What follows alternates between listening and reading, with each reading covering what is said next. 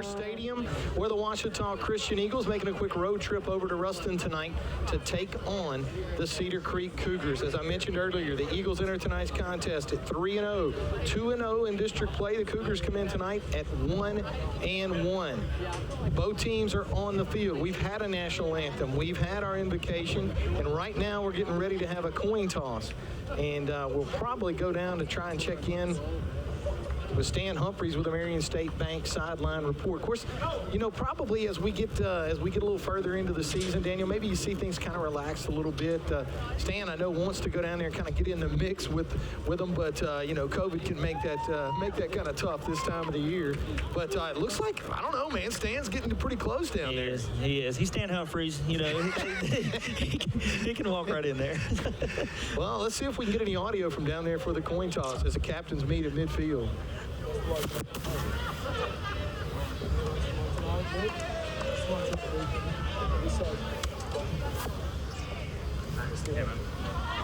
All right, guys, here we go. Real short and sweet. Mr. Barry Hillman, George Booth. Guys, take care of your sidelines, take care of your people on the field. If I call for captains, one of you guys step up. I'm going to explain your options to you. I'm going to let you look to the sidelines, and keep in mind, we're all wearing radios. My wing guys have radios. Your coaches are going to know just about the time that you do. We're not going to let you get the decision wrong on the field, okay? Yes, sir. Take care of your guys on the field. If I come to you and I tell you to take care of somebody, please do it for me, guys. I don't want to have to do it, okay? Yes, sir.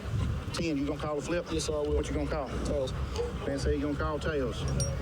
My coin does say tails and heads. Yes, sir. He is. I'm going to have to catch it because we're on grass. Yes, okay? sir. If I drop it, we will flip it again. Yes, sir. Tails. He is called tails. It is heads. Guys, you want to toss. You want the football. Gentlemen, which way you want to kick? We're going to put our backs to the scoreboard. All right, so you want to kick this way? Yes, sir. Line up right there and face me. Gentlemen, you line up right here and face the scoreboard. All right, Stan, how'd it work out down there? Well, Cedar Creek won the toss, and they want the ball, so we'll be kicking off tonight, putting our defense on the field first. All right, thanks a lot. Stan Humphreys with the Marion State Bank sideline report. Man, hey, I got to tell you, Stan right there in the mix, right? Yeah, I mean, you know, like you say, I guess it has, you know, being an all-pro, playing in a Super Bowl. A state championship basketball coach. Yeah. You just kind of wade in there, and they go, okay, hey, how's it going, Stan? Me or you? No chance. No chance we get that. But the Eagles lose the coin toss tonight, as the Cougars have won the coin toss and elected to take the ball to get the game underway. So the Eagles going to get the ball to start the second half.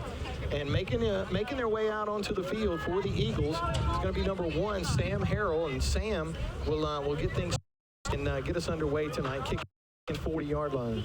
You know, the Eagles have kind of a unique situation on special teams. They got a couple kickers in Elkins, and we've seen Mason Minville kick the ball a little bit. But I think special teams, we mentioned some advantages we may have. I think, you know, with Sam Harrell, his experience, and he's in the top 10 of PATs attempted, and he does a good job on kickoffs. And I think we have an advantage here. And so, you know, you want to hold on to your hats here as this game's about to get underway. Well, Harold tees this one up at the 40-yard line. The Cougars are going to send a couple of guys deep to receive. It's number 2, 3. We don't have a roster. Well, yeah, it does pay to get rosters from the teams that you're going to be covering, but, you know, sometimes they don't have one or don't want to make one available. Well, you do the best you can. That's right. We do have an Eagle roster. Sam Harrell's going to tee this one up at the 40-yard line, gets his leg into it. It's a nice end-over-end kick. Going to be fielded cleanly by the Cougars at around the 10-yard line. On the return for Cedar Creek is number 2. He's going to pick up nice yardage across the 30 out to about the 35-yard line, where the Cougars will start tonight's game. Gain of 24 yards on the return. Like number 35, John Turner in on the tackle there. A decent return for the Cougars to start this game right here. The Eagle defense takes the field. You see Ben Duvall and Ryder Bentley on the line, along with Casey Cobb. Casey Cobb's the all-time season leader for sacks in OCS history. He'll be playing on the right defensive end, and the 3 linebackers I mentioned earlier come out on the field. Cougars go to work with sending a man in motion across the formation. Good snap from center. They pull this one down and look to throw. It's going to be complete on the outside. But that's not a nice play by number 7, Thomas Culp, as the pass was complete, Daniel, but a pretty minimal gain on first down. One of those bubble screens that Coach Fitch you mentioned, and Thomas Culp able to shed the block of the slot receiver and force him out of bounds for a pickup of just, it looks like less than a yard right there. Second down, Donnie gave him 1, so let's call it 2nd and 9. Ball's going to be at the Cougar 36-yard line. 11 minutes and 48 seconds left to play here in the opening quarter. No score from here in Ruston. Quarterback for the Cougars lines up in the gun, pulls this one down quick, completes it out in the flat again to number 2. Number 2 is going to pick up front line, makes one Eagle defender miss, but he's not going to find much as he picks up 2 yards on the play, and that's going to bring up 3rd down and 7 for Cedar Creek. That was Thomas Culp again right there, forcing him down. A little assistance from Tate Hamby from the safety position, and so that brings up 3rd and what is that, 5, 6? 3rd and about 6 here. Well, Donnie's going to say, well, we're going to go, what's it? It's going to be 6. You were right. 3rd down and 6 for the Cougars. Ball at their own, let's call it 39-yard line. Quarterback in the shotgun, sends a man in motion across the formation. Good snap from center, pulls this one down, feels some pressure, looks to throw. It's going to be complete on the far side of the field, but I think it's going to be a pretty minimal gain, maybe a gain of 3 yards, and that's going to bring up 4th down. Well, gain of 2, it's going to bring up 4th down and 4. Looks like we have a formation shift coming in. Casey Cobb putting pressure on the quarterback, Middleton there, and he threw the ball a little short, so the receiver had to go down and get the ball, and they ruled it a catch, but he's still short. They have the punt team out. Eagles are going to send Tristan Wiley deep. He'll have his heels about the 35-yard line. Ooh, it's going to be a nice end-over-end kick. Wiley's going to call for the fair catch and does, and he'll pull it in at, let's call it the Eagle 34-yard line, where the Ouachita Christian Eagles will go to work. 1st down and 10. Punt covered 25 yards, no return. 1st down and 10, Eagles at their own 34. And Tristan Wiley had that one measured pretty well. Had to take half a step forward and with the fair catch. Opening possession of the night for the Eagles. No score here in Ruston. 10 minutes and 27 seconds left to play here in the first quarter.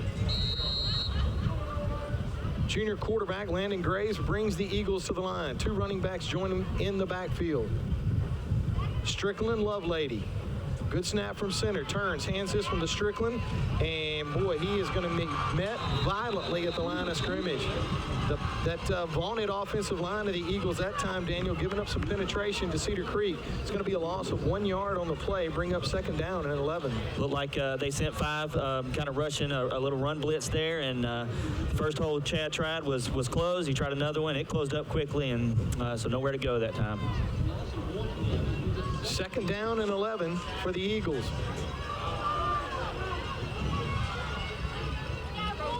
Graves in the shotgun. Strickland joins him in the gun. Good snap from center, turns, hands this one to Strickland. Strickland again. Boy, I tell you what, tough sledding for Strickland right now. Again, another loss of 1 yard on the play. And that offensive line of the Eagles really unable to get a hat on everybody they need to, as the Cougars finding ways into the backfield. Loss of another yard, 3rd down and 12 for the Eagles. Ball now at the Eagle 32-yard line. Slowly moving in the wrong direction, but I think we're just kind of feeling them out, looking for a place where we can attack. See if we can find something on 3rd down here. 3rd down and 12 for the Eagles. Ball at their own 32-yard line. Graves in the shotgun. 2 receivers to his right, 1 to his left. Graves, good snap from center. This time he's got a little bit of time. Puts some air under it. Got a receiver wide open, and it's almost intercepted. It's going to go in and out of the hands of a Cedar Creek defender. Should have and could have been picked off. Little underthrown that time as he was looking for Wiley. But the Eagles are going to go 3 and out and muster, well, a loss of 2 yards on that series. Yeah, Tristan had a significant size advantage on that defender, and the cornerback undercut and was able to get his hands on the ball. And like you said, he nearly picked that off. Landon Graves to handle the punting chores for the Eagles. Nice punt that time. Plenty of altitude under it. It's going to be a fair catch signaled for by the Cougars. That's number 7 for Cedar Creek.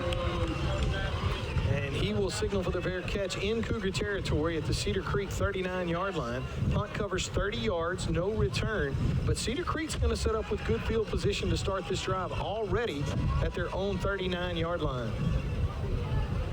Yeah, after the first two possessions, we're just kind of trading ends of the field at around the 35 to 40-yard line, and so we'll see if we can get another stop. Middleton is going to go to work for the Cougars. And it looks like the Eagles are going to give Cedar Creek a bonus 5 yards, Daniel, as it looked like we may have had a little, may have had somebody get a little overzealous as they fire off into the Cedar Creek backfield. Well, contrary to what happens on Sundays when they play football, you can't jump across the line and get back in time, and there's no free plays. It's a dead ball foul if a defender gets across the line of scrimmage. That puts the Cougars at the 43-yard line, their own 43. Middleton out in the shotgun, sends a man in motion across the formation, turns, gives this one to the running back. A nice, tough run that time by the Cougars, and they're going to have more than enough for a first down. Number 3 on the carry for Cedar Creek that time as he picks up 9 yards on the play, needed 5 for the first down. And that will put Cedar Creek into plus territory as now they're into Eagle territory at the Washita Christian 49. At number 3 for Cedar Creek, built a little like Chad Strickland, kind of short and stocky, able to pick up the first down of the game that we've seen. First down and 10 for the Cougars. Ball at the Eagle 49.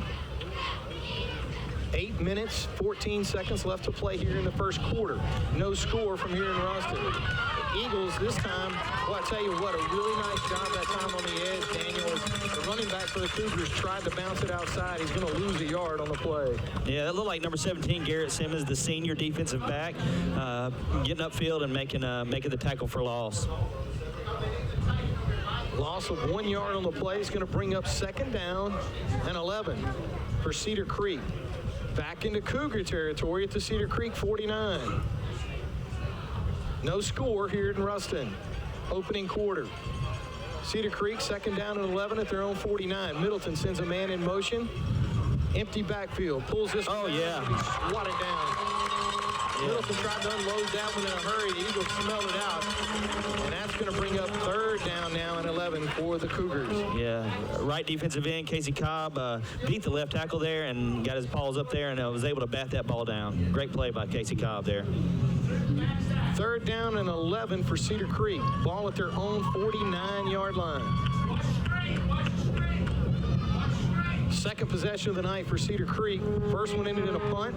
Trying to keep this one alive at 3rd and 11. And now we're going to have a timeout taken by Cedar Creek, and we're going to go down to the sideline and check in with Stan Humphreys with Marion State Bank. Sideline report. Stan, it looks like both these guys are kind of feeling each other out here early on. Yeah, it is. You know, the first drive that we had the ball, we didn't get the push up front that we've been getting. And, they've hit a couple of little quick hitters that able to get a first down. And, the other thing, too, and, you don't even think about this. People don't a lot, but it's a little different there. You play on this grass. Yeah. We're used to playing on turf. I don't know if they've played a grass game in a long time. Now, they could have practiced all week on it, but I'm telling you, after all my years, it makes a difference in the speed of the game. Thanks a lot, Stan. Stan Humphreys with the Marion State Bank sideline report, and yet another good point from Stan in that, Oak Grove, turf field. Over in Shreveport, turf field. Eagle Stadium, turf field. It may take the Eagles a little while to get adjusted. Big third down play here. 3rd and 11 for the Cougars. Middleton sends a man in motion across the formation. Good snap from center. He looks to throw. Now he's feeling some pressure. He's going to have to take off and run with this. Middleton, a pretty good thrower of the football, Daniel, but I wouldn't say running is his forte. As the Eagle defense closed in on him, a gain of 5 yards, but that's going to bring up 4th down and, well, let's call it 4th and 5 as they spot this football at the Eagle 44-yard line. Yeah, the coverage was good enough there that, he couldn't get rid of the ball quickly, so he had to scramble. Maddox King on the right side at linebacker able to keep picking up the first. 4th down and, well, let's call it 4th and 6, actually. Good snap from center, and the Cougars look to unload. They do. It's a nice high punt. Wiley's going to signal for the fair catch. He pulls it in, no return on the play. So it looks like they'll set up this drive at about the Eagle. Boy, I'll tell you what, the official's not going to give us the benefit of the doubt on that. Now you'll be looking at first down and 10 at the 12, where they'll start this drive. The Eagles' second drive of the night. Punt covered 22 yards, no return. 6:45 left to play here in the first quarter, no score. The Eagles' first drive of the night resulted in 3 and out. And a loss of 2 yards, I guess. And actually going to spot the football at the 17. First down and 10 for the Eagles. Eagles traveling from right to left on your radio dial. Good snap from center. Graves hands this one to Strickland, and the Eagles are going to make, I got to tell you this, that's their first positive yardage of the night. Yeah. Gain of 5 on the play. Yeah, good run by Chad. Wrapped up around the line of scrimmage, able to pick up positive yardage. Bring up, it looks like about 6. So what you got, Donnie, about 5 yards? Good. Second down and 5 for the Eagles. They'll put this ball at the Eagle 22-yard line. Eagles go to the wristband. 6:17 left to play here in the first quarter. No score in Ruston. Eagles' second drive of the night. The Cougars have had it twice. Graves goes to the wristband in the shotgun. 2 receivers to his right, 1 to his left. Good snap from center. Looks to throw and does. That one's going to be complete, and that's going to be Culp. Culp's going to make a couple of guys miss. Now he's got a convoy in front of him. And now Culp is going to take this thing across the 40, across the 35, deep into Cedar Creek territory. A well-thrown football that time by Landon Graves, but a really nice job after the catch of Thomas Culp. A gain of 44 yards on the play. Yeah, Tristan Wiley on the outside, Culp on the slot on the far side of the field, and it looked like they ran a double slant, and Graves put it on the money for Culp, and he was able to spin out of the first tackle, break the second one, and pick up a lot of yards. Great play call. 6 minutes left to play here in the first quarter, and the Eagles are going to take, the officials are going to take a hydration break, as they usually do. Want to thank the folks at the Darren Dugan Agency, American National, for all your home, auto, life, and business insurance needs. Reach out to Darren Dugan today, 318-807-2100. That's 318-807-2100. Let's take a trip down to the sideline and check in with Stan Humphreys with the Marion State Bank sideline report. How's it going, Stan? Good. You know, it was a good pass protection there. It was a good quick hitter in the middle of the field right there, and it was a good job by Barham White out in front blocking there for Thomas Culp down the sideline. You know, some teams are going to start maybe double teaming or overplaying Tristan, and so we've got to have Thomas and Barham come up big for us sometimes in the passing game, and it's good to see that early. All right. Thanks as always. Stan Humphreys with the Marion State Bank sideline report. First big play for the Eagles. Gain of 44 yards. It's going to set them up in Cougar territory. First down and 10 at the Cedar Creek 34-yard line. 2 receivers split wide to the left, 1 wide to the right. The Eagles traveling now in the first quarter from right to left on your radio dial. Landon Graves, junior quarterback, stands in the shotgun. Strickland joins him in the gun. Good snap from center, turns, hands this one to Strickland, and he is met as soon as he hits the ball. Matter of fact, the defender was almost waiting for him to finish the handoff, and it's going to be a loss of 3 yards on the play as the Eagles lose 3. Second down now and 13 as they move this one to the other side of the 35. Let's call it the 37-yard line. So second down, 13 at the Cougar 37.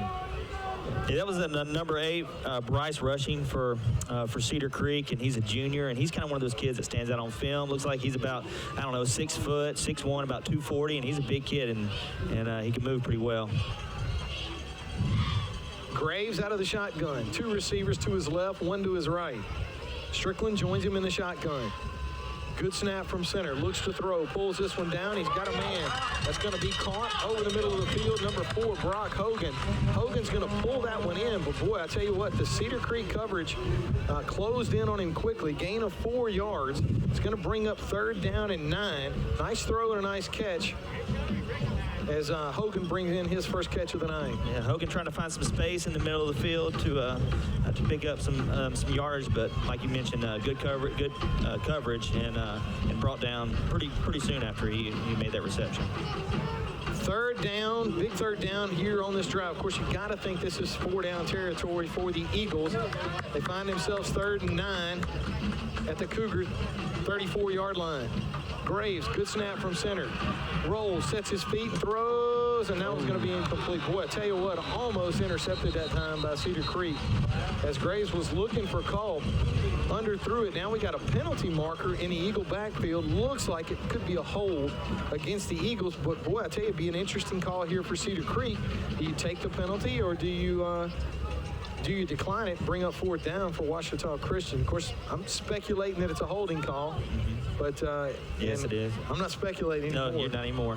It is holding against the Eagles, and boy, I tell you, I think they're going to wave this one off. They are. Looks like the Eagles are going to go for it.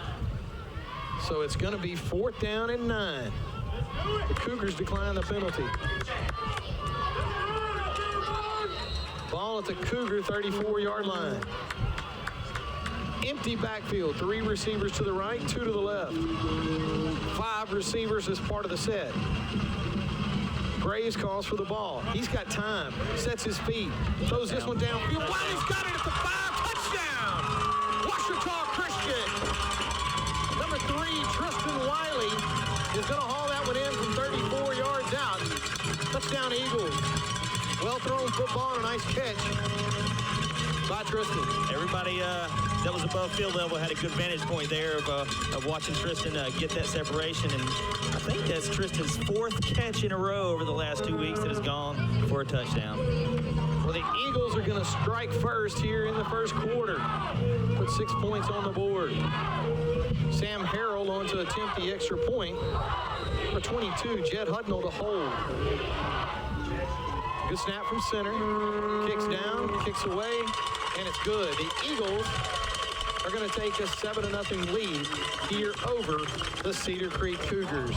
And we're going to take a minute to go down to the sideline and check in with Stan Humphreys for the Marion State Bank sideline report. Nice score that time, Stan. Yeah, it was. It was a good throw. It was a good job of standing in the pocket and making the throw, putting it out in front and allowing him to run to it. It looks like Cedar Creek's going to bring the house after us a little bit on 3rd and long. I think probably they would rethink declining that penalty. I think you got a better shot of backing them up for 20 yards. Yep. It's nothing, I don't think, with our passing game to be able to get 10 yards, and you just basically just offered it to us for 4th down, and we took it, and we were able to score. It was a great job and a great throw. Thanks a lot, Stan. Stan Humphreys with the Marion State Bank sideline report. Hey, well, we got plays drawn up for 4th and 9, but we don't have very many for 3rd and 20. We're just trying to get positive yards to get back to 4th and 9 at least. So. Well, yeah. I mean, I could definitely assure you that Coach Middleton is probably thinking, you know what, maybe I should have done that a different angle. I don't know. But the Eagles take a 7-0 lead. 3 minutes and 50 seconds left to play here in the first quarter. Ouachita Christian 7, Cedar Creek 0. Sam Harrell tees this one up at the 40-yard line to get this one in play, and he does. It's going to be a nice high kick. Going to drift down to number 2, who will field it about the 12-yard line. Comes across the 20, comes across the 30, comes across the 40, across midfield and into Eagle territory. Nice return that time for Cedar Creek as they'll start this one in Eagle territory as the return covers 41 yards. Cedar Creek's going to have the football in great shape. 1st down and 10 at the Eagle 48-yard line. It looked like somebody missed their assignment on the outside. Hayden Herring is able to shake off a blocker and make, I think, what was a touchdown-saving tackle. That was all. Sam Harrell was the only one left there for him to be. 1st down and 10 for Cedar Creek. Middleton in the shotgun. 2 receivers split wide to the left. He's got 1 to the right. Lone running back joins him in the shotgun. Middleton calls for the ball. They're going to take this one again and bounce it outside.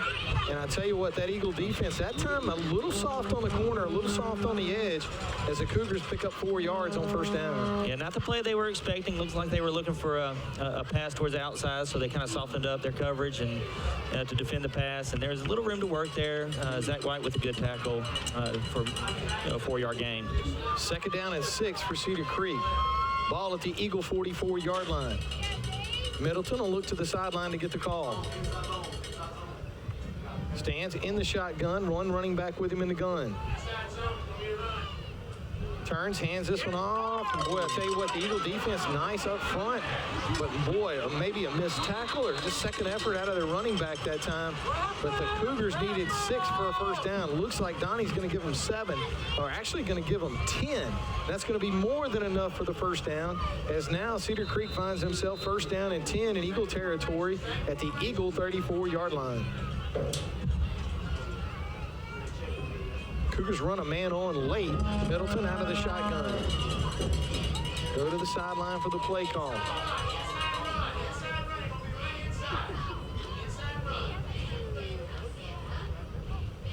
Good snap from center. Turns, hands this one again right up the middle of the field. Soft Eagle defense in the middle, and that's going to be a gain on the play. Let's call it. Donnie gives them 3 yards. It's going to bring up second down and 7 as they spot this football now at the Eagle 31-yard line. Yeah, Cedar Creek able to duplicate the play from before where they picked up that 10 yards and that first down, found some success there, and able to pick up positive yards again right there. 2 minutes left to play here in the first quarter. Ouachita Christian 7, Cedar Creek 0. Clock continues to run now inside of 2 minutes. Cougars with the ball, second down, 7. The Eagle 31-yard line. Middleton gets a low snap from center. Turns, hands this one to the up back. And again, finding a soft spot in that Eagle defense as he carves his way through for a gain of 5 yards. And that's going to bring up third down and 2 for Cedar Creek as they spot this football now at the Eagle 26-yard line. See Cedar Creek showing several different formations and players going in motion, trying to create misdirection and find some space by a little trickery here. Third down and 2 for the Cougars. Ball at the Eagle 26-yard line. A minute left to play here in the first quarter. Ouachita Christian 7, Cedar Creek 0. Middleton calls for the ball, turns, hands this one to his running back, and he's got some running room. Finding 3 and 4 yards at a time in that Eagle defense, and that's going to be enough for a Cougar first down. As the Cougars now a gain of 7 yards, and they'll find themselves first down and 10 at the Eagle 20-yard line. Again, players going in motion and then turning around and coming back the way they started and trying to throw the Eagles defense off there, and it's working a little bit, piece by piece right now. Middleton sets the Cougars up at the Eagle 20, first down and 10. One running back with him in the shotgun. Sends a man in motion across the formation. Middleton gets a good snap, looks to throw, and does. In and out of the hands. He was looking for number 8, kind of a tight end type back for the Cougars. Boy, a really well thrown ball by Middleton that time. It's incomplete. It's going to bring up second down and 10. That's the player I mentioned earlier, number 8, rushing. Is it rushing? Yeah, Bryce Rushing, and looked like he had some space to run there. It looks like a kid who's going to be pretty tough to bring down if you're a defensive back. Second down and 10 for Cedar Creek. Ball at the Eagle 20-yard line. Middleton switches a running back. Now he looks to hand off and does. Not big gap right up the middle of that Eagle defense. Daniel, they found a soft spot. They keep going right back up the middle. A gain of 7 yards on the play. It's going to bring up third down, and Donnie says 7, so third and 3 for the Cougars. They'll put this one at the Eagle 13-yard line. They're just running right behind the guards, either side on the left or on the right, and finding space in the middle of the Eagles defense. Getting to the second level before there's any contact. Well, that is going to do it for the first quarter of play here in Ruston. The Ouachita Christian Eagles out in front of the Cedar Creek Cougars, 7-0. We're going to take a quick break from here in Ruston. Cedar Creek School, Cougar Stadium. Come back and join us when we start the second quarter of play. You're listening to Ouachita Christian Eagle football on 92.3 The Wolf.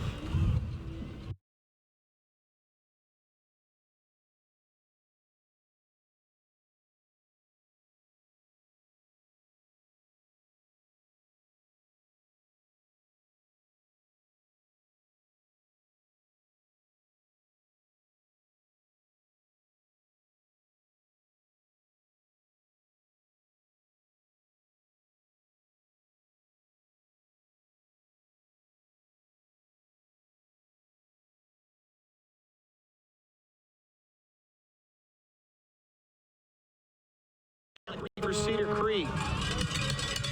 Ball at the Eagle 12-yard line. Middleton, the quarterback for the Cougars, sends a man in motion. Good snap from center, turns, hands this one right up the middle. This time they bounce it outside. They got a seam, and no signal from the officials yet. He's calling out on the one. He's saying he's out on the one. All right, so the Cougars are going to come up just a little short. They're going to call it the 1 yard no, line. they're at the. Looks like they're at about the 3. All right, yeah, so it is. You know what, Daniel? Let's split the difference. Let's call it the 2 yard line. It's going to be first and goal for Cedar Creek at the Eagle 2. Middleton in the shotgun. One running back joins him in the gun. 2 receivers split wide to his left, 1 to his right. First down and goal, Cedar Creek at the Eagle 2. Middleton sends a man in motion across the formation. Good snap from center. Turns. Hands this one right up the middle of the field. He's in. And the Cougars are going to punch this one in from 2 yards out. So Cedar Creek able to put a touchdown on the board and are an extra point away from tying this football game. That's the same play we've seen several times on this drive. It's the play they ran over and over again, and the Eagles yet to have a way to contain that. He kind of bounced that one outside off the tackle and able to push it in the end zone. Boy, it's been a long time since I've seen Cedar Creek without a kicker. But Middleton they're going to go for 2 here. I say Middleton. It's their quarterback and their son of their head football coach, Matt Middleton. 2 receivers split wide to the right, 1 to the left. Lone running back in the shotgun. Send a man in motion across the formation. Looks to throw, does. It's going to be caught, but it's going to be short of the line of gain. So it's going to be no good, and the Eagles will hold on to a 1-point lead. And we're going to take a trip down to the sideline and catch up with Stan Humphreys in the Marion State Bank sideline report. Stan, what's going on down there? Well, it looks like a lot of misalignment. A lot of guys kind of trying to do too much and not filling their gap. But it looks like to me just a lot of misalignments right now, and they're just running the ball down our throat. Well, all right, Stan. Let me you played quarterback. You definitely, and you definitely got the gravitas to play that. But I'm going to ask you to put on your defensive hat. You're OCS right now. What are you looking to try and do to slow that? Looks like maybe a kind of a read or just straight dive play that they're running with success. Yeah, to me, you've got to go straight man to man and put everybody in there and just load up on the running game and say, if you're going to beat us, try to beat us at throwing the football tonight. All right. Thanks a lot, Stan. Stan Humphreys with the Marion State Bank sideline report. Well, the Cougars ate up a ton of time on that drive. Now we're here in the second quarter, 11 minutes and 47 seconds left to play in the half. Ouachita Christian 7, Cedar Creek 6. The Cougars have had the football 3 times tonight. The Eagles have had it 3 times tonight. And they lead by a point as the Cougars get ready to put this into play. It's going to be a real short kick fielded cleanly at about the 25-yard line. I say cleanly, actually going to be dropped and mishandled. Wiley comes up with it, but boy, I tell you, pretty good coverage that time by the Cougars, or maybe even maybe a little sloppy play on the behalf of the Eagles. Yeah, a little miscommunication between Chad Strickland there and Tristan Wiley. The ball was kind of kicked in between them, and I see this on the softball field. You got to communicate on those. You want to field the ball cleanly, and so Tristan Wiley kind of took it there and dropped it on the catch and able to secure the ball though. And now the Eagles want to look to move the ball downfield and build their lead. First down and 10 for the Eagles. First drive here in the second quarter. Eagles now traveling from left to right. Graves will stand in the shotgun. Strickland joins him in the gun. Pulls this one down quick. Throws this one underneath the call. And Cole Culp is going to make a couple of Cougar defenders miss before he's brought down just in over the 30-yard line. They'll spot this about the 32-yard line. It's going to be second and 4 after a gain of 6 on the play. Another slant right there for Culp, which is open. We're 2 for 2 on that. Culp kind of moved around. Like you said, he made a few defenders miss, but not able to pick up positive yards from the missed tackles. Second down, 4. Ooh.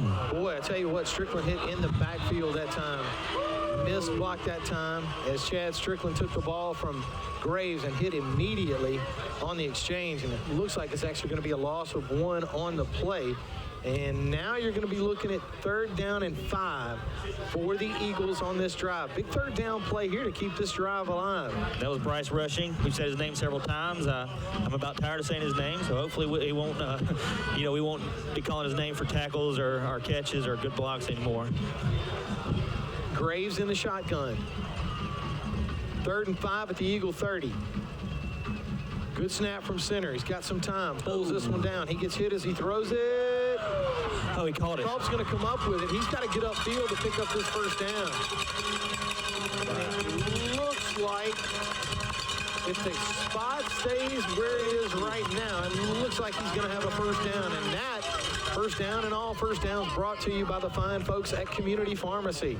Wow. Landon Graves staying in the pocket there, and he took a hit that time and actually kind of caused the ball to float up in the air a little bit. And for a moment there, David, it looked like the ball was going to be intercepted, and that's on the far sideline. All of a sudden, we see Culp come up with it and able to pick up the 1st down for the Eagles. It's kind of a busted play that resulted in a good thing there. Well, the officials are going to talk about this one. I'm not sure what they're talking about, but they've decided to take a minute, and now they've decided that the Eagles are going to have a 1st down. So it's going to be 1st down and 10 for the Eagles, balling out their own 37-yard line. 10 minutes and 13 seconds left to play here in the 2nd quarter. Ouachita Christian leads 7-6. And again, I'm not really sure what we've got going on. Maybe let's go down to the sideline and check in with Stan Humphreys in the Marion State Bank sideline report. What do you think's going on, Stan? I think it's something to do with the clock. Either the main clock or the play clock 1 is not working, and so they're trying to figure that out right now. I got you. Thanks a lot, Stan. Stan Humphreys with the Marion State Bank sideline report, and it does look like that we've got a 0 on the play clock right now. It doesn't look like that's going to be reset, so I would imagine possibly they're letting Landon know, hey, look, we're going to probably keep time on the field. 25-second clock is out. He's pointing to both of them, so that does appear to what that is. Let's go down to Stan Humphreys of the Marion State Bank sideline report. Stan, I've never been a quarterback, but, how much fun is it to try and keep up with that when you don't have the 25-second clock? Well, it's not much fun. Usually they have a guy that's in the back of the secondary that holds his hand up when you got 10 seconds left on the play clock, but it's not much fun when you're trying to maybe bleed the clock or whatever a little bit. I got you. So it's going to be 1st down and 10 for the Eagles. Graves gets a good snap from center. He's going to put some air under this one. Yeah, now there it we're is. going to have a hold. It looked like that the Eagles, actually Tristan looked like he may have had a step on the defender. And not sure, Daniel, maybe you saw, but it looked like Tristan slowed down dramatically all of a sudden on the far side of the field. Yeah, you've seen those runners when they train, they run with a parachute on their back, and that kind of looked like what Tristan was doing there. Had a parachute, except it was a Cedar Creek player attached to his back there. Well, we're going to have a little powwow on this. It looked to me like you probably either had a hold, or maybe that's what they're discussing is what was holding or pass interference. So let's go down to the sideline and check in with Stan Humphreys. Well, you got one official that's got his hat off, so he's saying the receiver went out of bounds. The other official threw the flag for pass interference. Okay. So that's what the discussion is right now. All right, Stan. So let's say he was out of bounds. Does that weigh against the interference call? Now you're going back and testing me on NFL rules, college rules, high school rules. Used to, you went out of bounds, you couldn't be the first guy that touched the ball when you came back in. Now, whether that's pro rules or high school, don't get me lying. I got you. All right, thanks a lot, Stan. With the Marion State Bank sideline report. And That Stan's right. I mean, we got one guy out there without a hat. He either fell off or he threw it off. But I think there are some discussion going on here to, what happens if you go out of bounds? Can you get dinged for interference? Well, Tristan never touched the ball, so he can't be the first one to touch it if that's the rule. And then he, the ball was just overthrown because he was interfered with, so they didn't really give him the opportunity to incur that penalty. Well, the official on the far side of the field has been conferred with. Now we got the official on the near side of the field is going to be conferred with, and so I think they're going to try to at some point to eventually shake this one out. Looks like one official has the ball in his hands and he's ready to march some yardage off. Right now, it's 1st down and 10 for the Eagles. Incompleted pass would bring up 2nd down and 10. We got a penalty marker on the far side of the field, which clearly looked like either holding or interference against the Cedar Creek Cougars. But we still got an official missing a hat. And he's facing this one off. And no indication as to what? Right, so they're going to spot this football. It's going to go against us. Actually, it's going to be a penalty against us, against the Eagles. And boy, I tell you what, it's a big one. Yeah. Maybe 15, at least 10, as they pace this thing off back to the 20-yard line. We still don't have an indication. Wow. Let's go down to the sideline and check in with Stan Humphreys with the Marion State Bank sideline report. Stan, boy, I tell you, I didn't see that coming. Well, what they must have called is that Tristan went out of bounds on his own, and basically they called him for illegal participation when he came back in to try to catch the football, I guess is the call they're making. I don't know. I'll try to find out at half. All right, thanks a lot, Stan. Boy, that's a big one. Looks like 15 yards. Yeah. 15 yards plus the 10, so you're looking at 1st and 25 for the Eagles. They give this one to Strickland, and boy, I tell you what, Daniel, Strickland has found tough sledding inside all night. He is going to get stonewalled by the Cougars that time, as it looks like Donnie will give him a yard. Forward progress really more than anything. It's going to bring up now 2nd down and 25. The Eagles now have the football 2nd and 25, well, 24 at their own 23-yard line, 24-yard line, so it's going to be 2nd down and 24. Not a lot of room in the middle of the field. The trenches are getting clogged up for Chad. Hopefully he'll find some space before long. He's a dynamic player. Graves in the shotgun. Strickland joins him in the gun. 2 and 2. 4 receivers, part of the set. Graves, plenty of time to throw. Does. He's got Culp across the middle of the field, and Culp is going to haul this one in. Now, he's going to be short of the 1st down. But, boy, I tell you what, you go from 2nd and 25 to now 3rd down and a pretty manageable, let's call it 5 yards. Gain of 19 on the play, so 3rd down and 4 for the Eagles. The ball at the Eagle 42-yard line. And good to see Thomas Culp. Sure hands tonight. He's catching the ball in traffic and then getting yards after the catch. So it's good to see him step up when we need yards like that. Nice catch and a nice run after the catch by Culp. 3rd down and 4. Good snap from center. Graves going to call his own number on this one. Boy, he's going to be close to a community pharmacy 1st down. Right now, the spot is going to be short of the line to gain. We're going to call it a yard. 4th down and 1. They spot this football at the Eagle 46-yard line, and I don't think Stephen Fitzhugh is going to waste very much time at all, Daniel. Looks like they're going to go for this one immediately. Yeah, that's right. The call's coming in right now. That's Landon's first carry of the night. Pick up positive yards. A good call there. Landon's a sizable kid, tough to bring down, and it looks like they're keying on Chad, running the ball, and so he's had a tough time finding yards. That was a good call by Vadrine. 4th down and 1. Graves in the shotgun. 2 receivers to his right, 1 to his left. Eagles traveling from left to right. And now, I can tell you right now, Ouachita Christian offensive coordinator Drew Vadrine is smoking.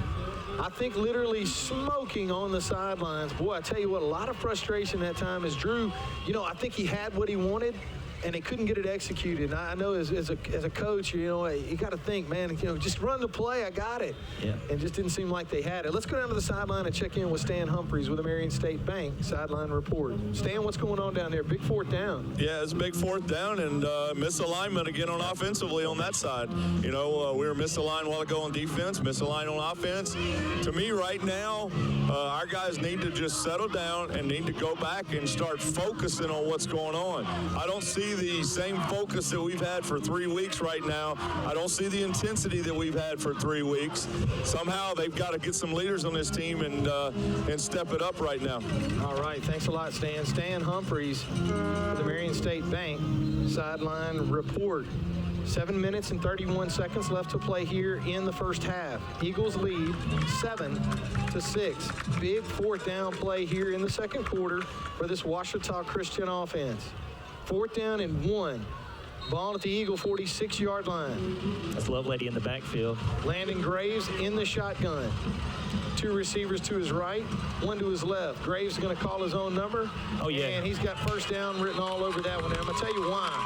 Huge second effort that time out of the junior quarterback. And that one was a little reminiscent of a young man who you and I saw just cruise into the stadium over here in the form of Hunter Herring, as that was a really tough run in between the tackles, a lot of effort. That's something we saw a lot of last year and the year before. Great run that time by Graves. First down and 10 for the Eagles. Ball at their own 47-yard line. Yeah, those yards were not easy yards right there. Of course, it's a fourth down, amped up there. So we pick up the first down and keep moving the ball. First down and 10 for the Eagles. Community Pharmacy first down. Going to run the toss this time to Tristan Wiley, and Wiley is going to get strung out. Pop. As Wiley gets back to the line of scrimmage and no more, it's going to bring up second down and 10. That play, boy, slow developing, never really got going. Yeah, it's a speed sweep, but not a lot of speed there. Good pursuit by the Cedar Creek defense. Don't want to take credit from them for good defense there. Second down and 10 for the Eagles. Ball at the Eagle 47-yard line. Graves, quick throw out in the flat to Culp. Culp gets upfield quickly that time. I tell you something, too. One thing about Thomas that time, he caught it, and he got upfield, and he picked up a nice chunk of yardage. Sometimes you're always setting up for a touchdown run. Instead, Culp that time picked up 7 yards on the play, and this is going to set up a real manageable 3rd and 3 for the Eagles. Ball now into Cedar Creek territory at the Cougar 46-yard line. You know, I spent a lot of time at school this summer, and, you know, I'm watching Thomas out here catching the ball in traffic, picking up tough yards, and when I was up at this school, it was not unusual for me to see him up there running, working out, getting prepared for the season. Third down, 3 for the Eagles.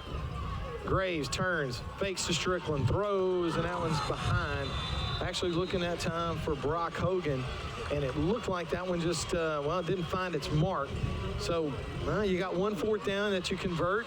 Now it looks like you're going to have 2 to convert. But 6 minutes left to play in the half. Another hydration break taken, and we'll take a quick timeout. You're listening to Ouachita Christian Eagle football on 92.3. The Wolf.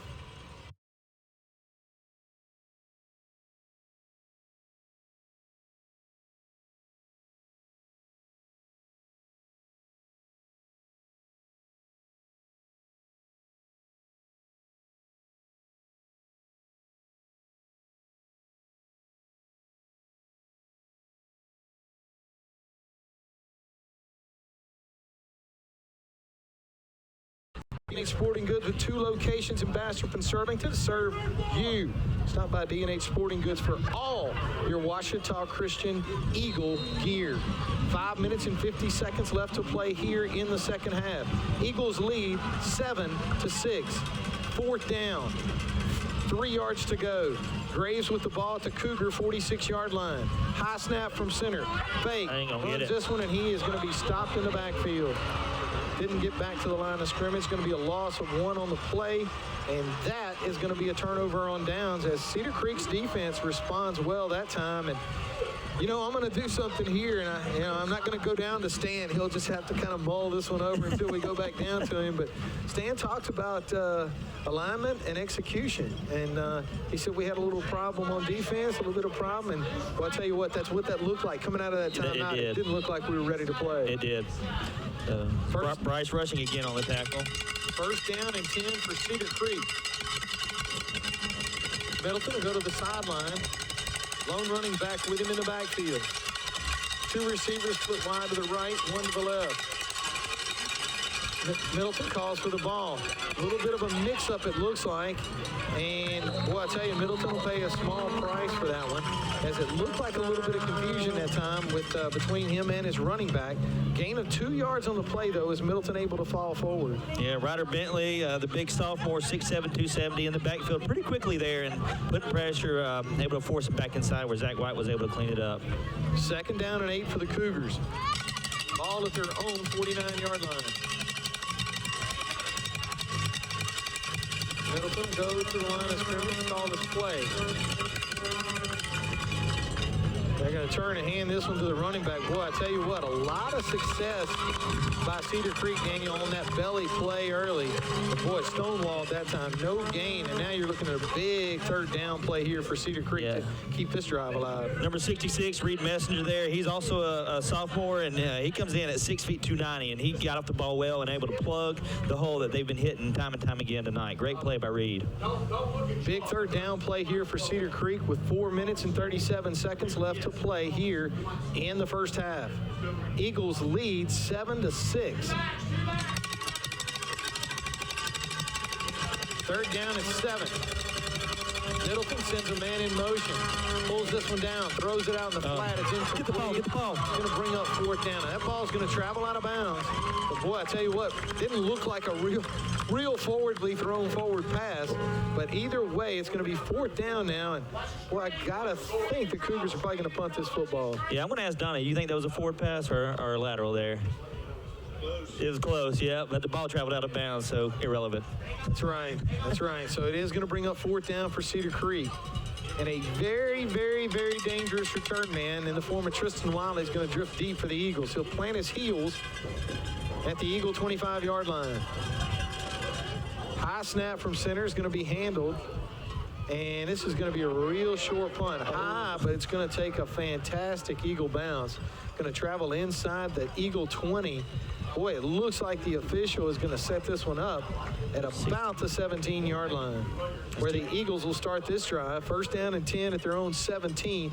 4 minutes left to play here in the 2nd quarter. Ouachita Christian 7, Cedar Creek 6. Punt covers 35 yards, no return. Second punt they've had that's pinned us inside the 20-yard line. So see if we can pick up a 1st down. We failed to convert the last one around midfield. 1st down and 10 for the Eagles. Ball is going to officially be at the 17. Graves is going to drift into the shotgun. 2 receivers to his right, 1 to his left. Strickland, the lone running back, with him in the backfield. Good snap from center. Turns, hands this one. No, he's going to keep it himself after the fake. We got a penalty marker. Now we got a 2nd penalty marker. Yeah. And boy, I tell you what, that's tough sledding for Strickland tonight, trying to get this running game on track. Yeah, just a jungle gym of folks there as flags came in from every single direction possible on that play. See how they sort this one out.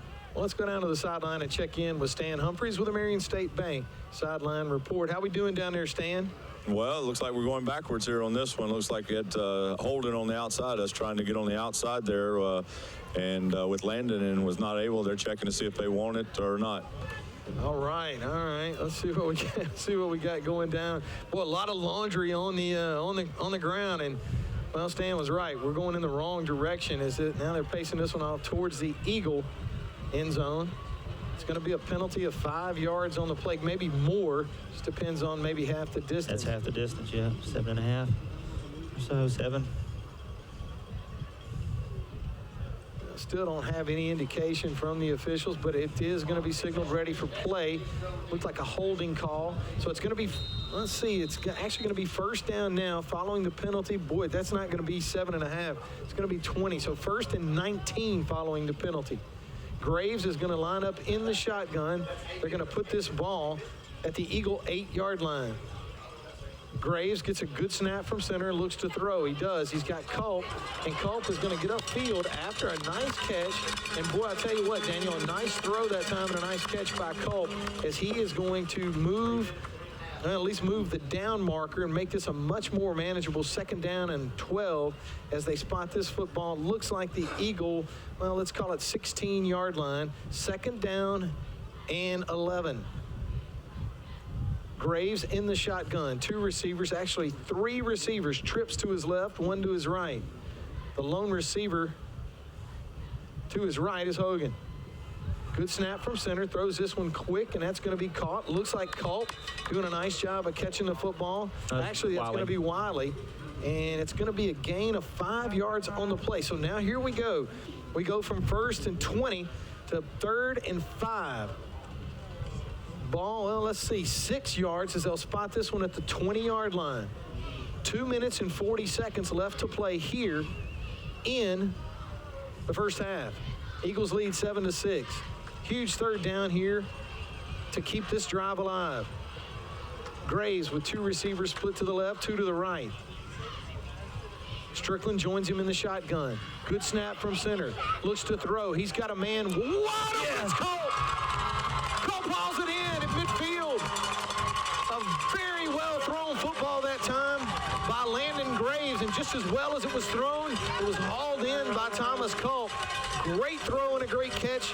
Gain of 32 yards on the play. First down and 10 for the Eagles now in Cougar territory, and that's more than enough for a community pharmacy first down. Now you're going to see him hurry up the offense. Culp's having a heck of a first half. Mr. Reliable out there, just throw it his way. 2 minutes and 10 seconds. Clock continues to run.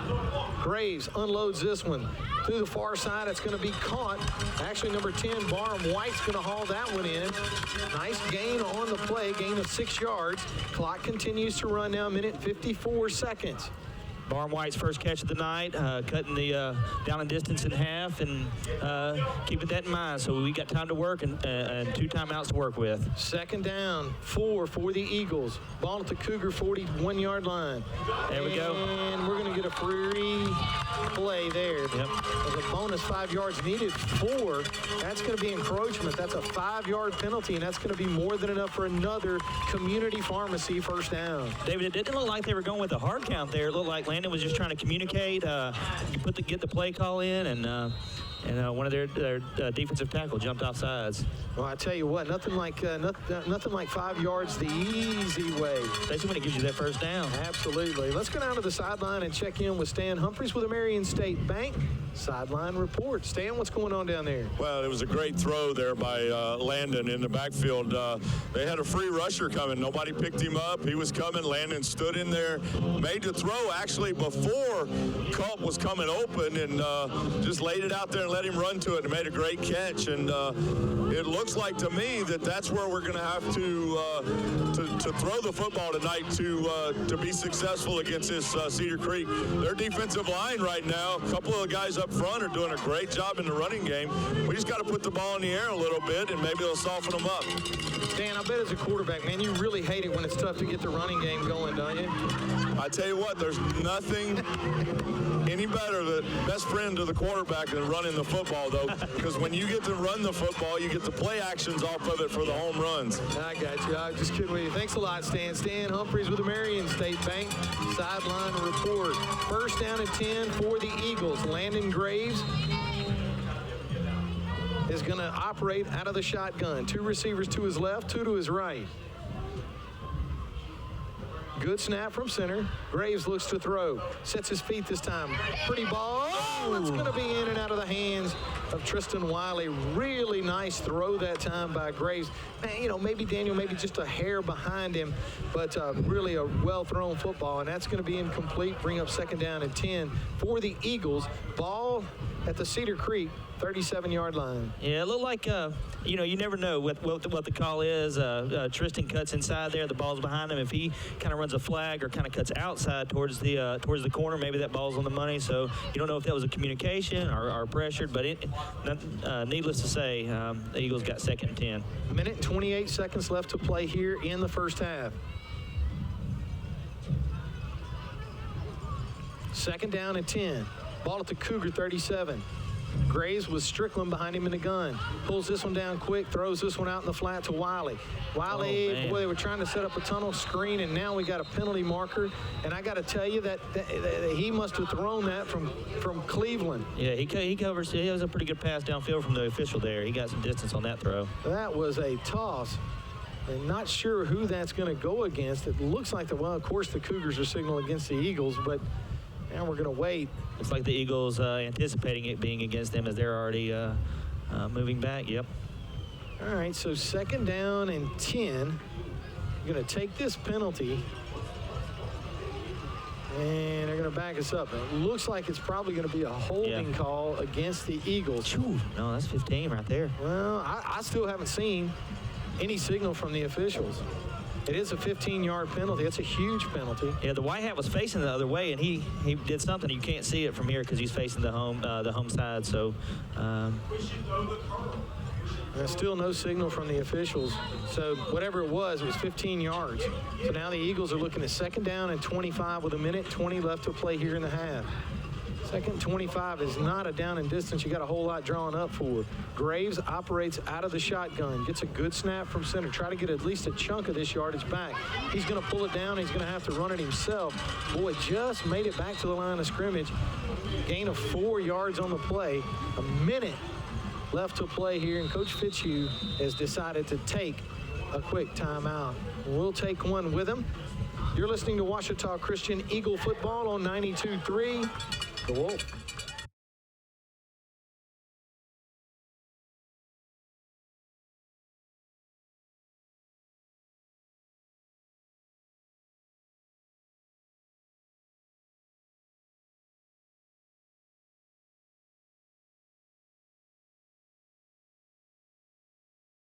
Cedar Creek School, Cougar Stadium, the Ouachita Christian Eagles squaring off against the Cedar Creek Cougars. Little district football action tonight.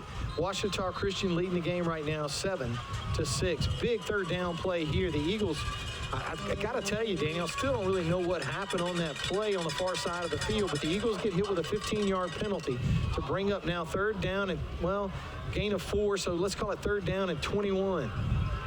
They'll spot this football at the Cedar Creek 48-yard line. 3rd down and 21. Graves is going to operate out of the shotgun. 2 receivers to his left, 2 to his right. Well, actually, 1 to his left, 3 to his right.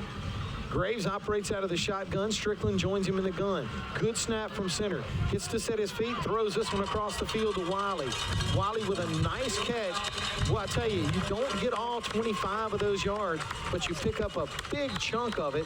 42 seconds left on the clock. And now we've got another timeout taken by the Eagles, a gain of 16 yards on the play. We're going to go down to the sideline and check in with Stan Humphreys with the Marion State Bank sideline report. Got to keep it going, huh, Stan?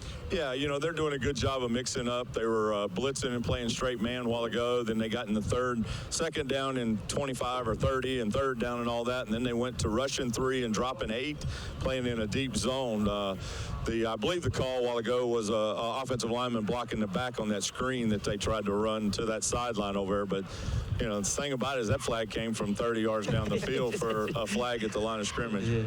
Yeah, it's, I got to tell you, that cat may have been a former high school quarterback. It was a heck of a throw. All right, thanks a lot, Stan. Stan Humphreys with the Marion State Bank sideline report. 4th down and 6. Big play here to keep this drive alive. 42 seconds left to play in the half. Landon Graves operates out of the shotgun. Good snap. Has got time. Unloads. He's got a man. It's caught. Wiley on the sideline, tiptoes his way for the 1st down. Well thrown football, needed 6, picked up 8, and that's enough for another community pharmacy 1st down. That's a route we haven't seen tonight. A little curl to the outside, just past the 1st down marker. Able to move the chains, give us a chance with 36 seconds left. 1 timeout. No, I think we're out of timeouts. Well, we just, the Cedar Creek Cougars just burned one. Okay. They must have wanted to slow things down. Speaking of timeouts and speaking of good throws, I think, you know, one of the cool things about tonight's game is, you know, had a chance to, you and I were talking before the game, and we saw Hunter Herring drift into the stadium tonight. Big game, nice night, you know, and must be an opportunity for Hunter to drift over. And I think we had a chance. And look, if you've been a Ouachita Christian Eagle football fan and you've been following this team, Well, that thing, a really special young man to the school and to this team. And I think Hunter's agreed to come up here. He's going to sit down and chew the fat with yours truly. I'm going to probably ask him a bunch of stupid questions and embarrass myself. But I think it's going to be really neat. If you like the history of the school and you like what you follow what some of these guys are doing after leaving OCS, I want to invite you to tune in. He's a pretty neat and special kid, if you ask me. Yep. We keep up with him down there in Lafayette, and hope he's doing well. So we'll get a chance to talk to him. That's exciting. First down and 10 for the Eagles. Landon Graves with 36 seconds at the Cougar 23-yard line. Graves gets a good snap from center, rolls, unloads, got a man. That's Culp out in the flat, and he's going to be run out of bounds. Boy, a nice throw that time and a nice catch by Culp. But it's going to be tough to see where they spot this football, but it is going to be inside the Randall's Fine Meat red zone. And it is going to put it at the 8, so it's going to be first down and goal for the Eagles. Yeah, they're saying 8. Donnie's going to tell me 9. First down and goal inside the Randall's Fine Meat red zone at the 9-yard line. Landon Graves brings the Eagles to the line. 2 running backs with him in the backfield. 2 receivers to his left. Nobody to his right. Actually, a tight end part of this set. Wiley goes in motion across the formation. Good snap. Graves feels some heat immediately. He's going to unload. This one is going to be incomplete. Oh, he's reaching in his pocket. And we're waiting. Boy, I tell you, he can't wait to throw it almost, and there it is. Now that is going to be pretty speculative.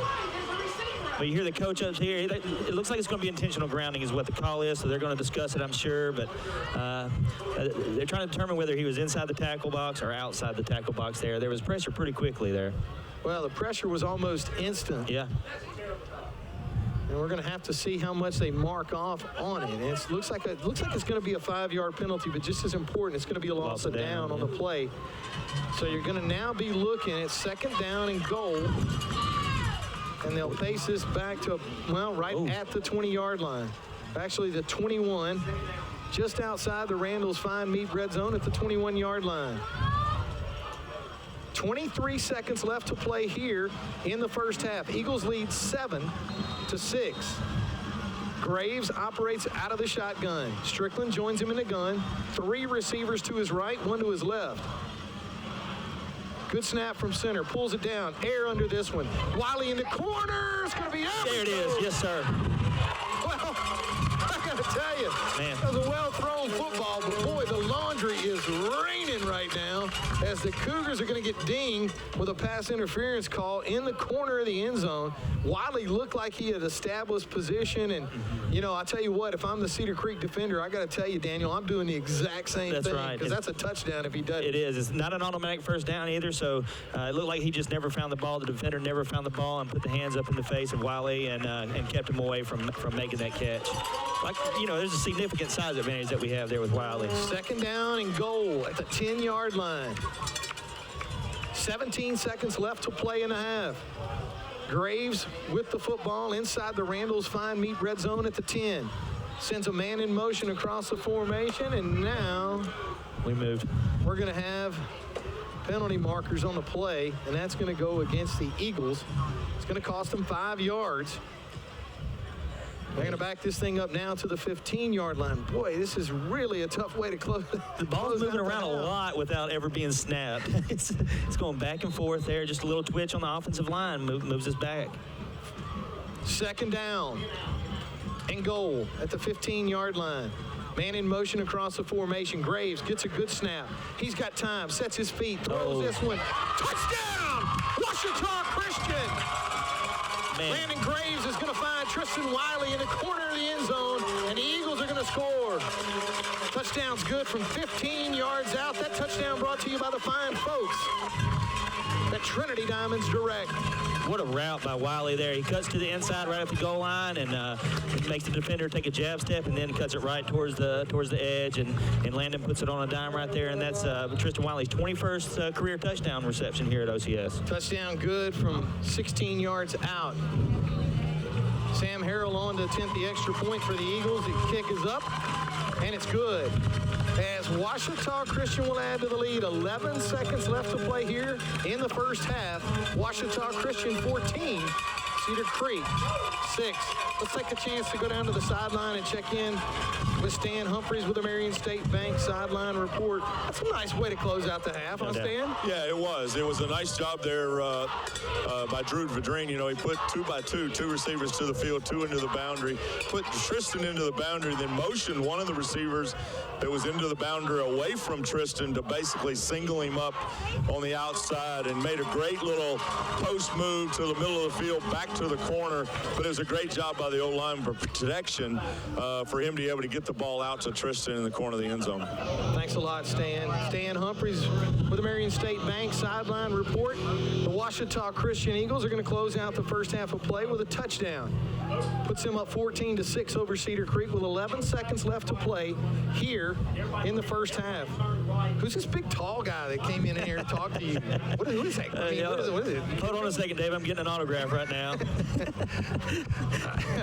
Absolutely. Well, I got news for you, Eagle fans. You guys follow Ouachita Christian Eagle football. You probably know exactly who I'm talking about. Hunter Herring, we're going to get to visit with this guy at halftime as we get to hear how things are going down on the campus of the University of Louisiana.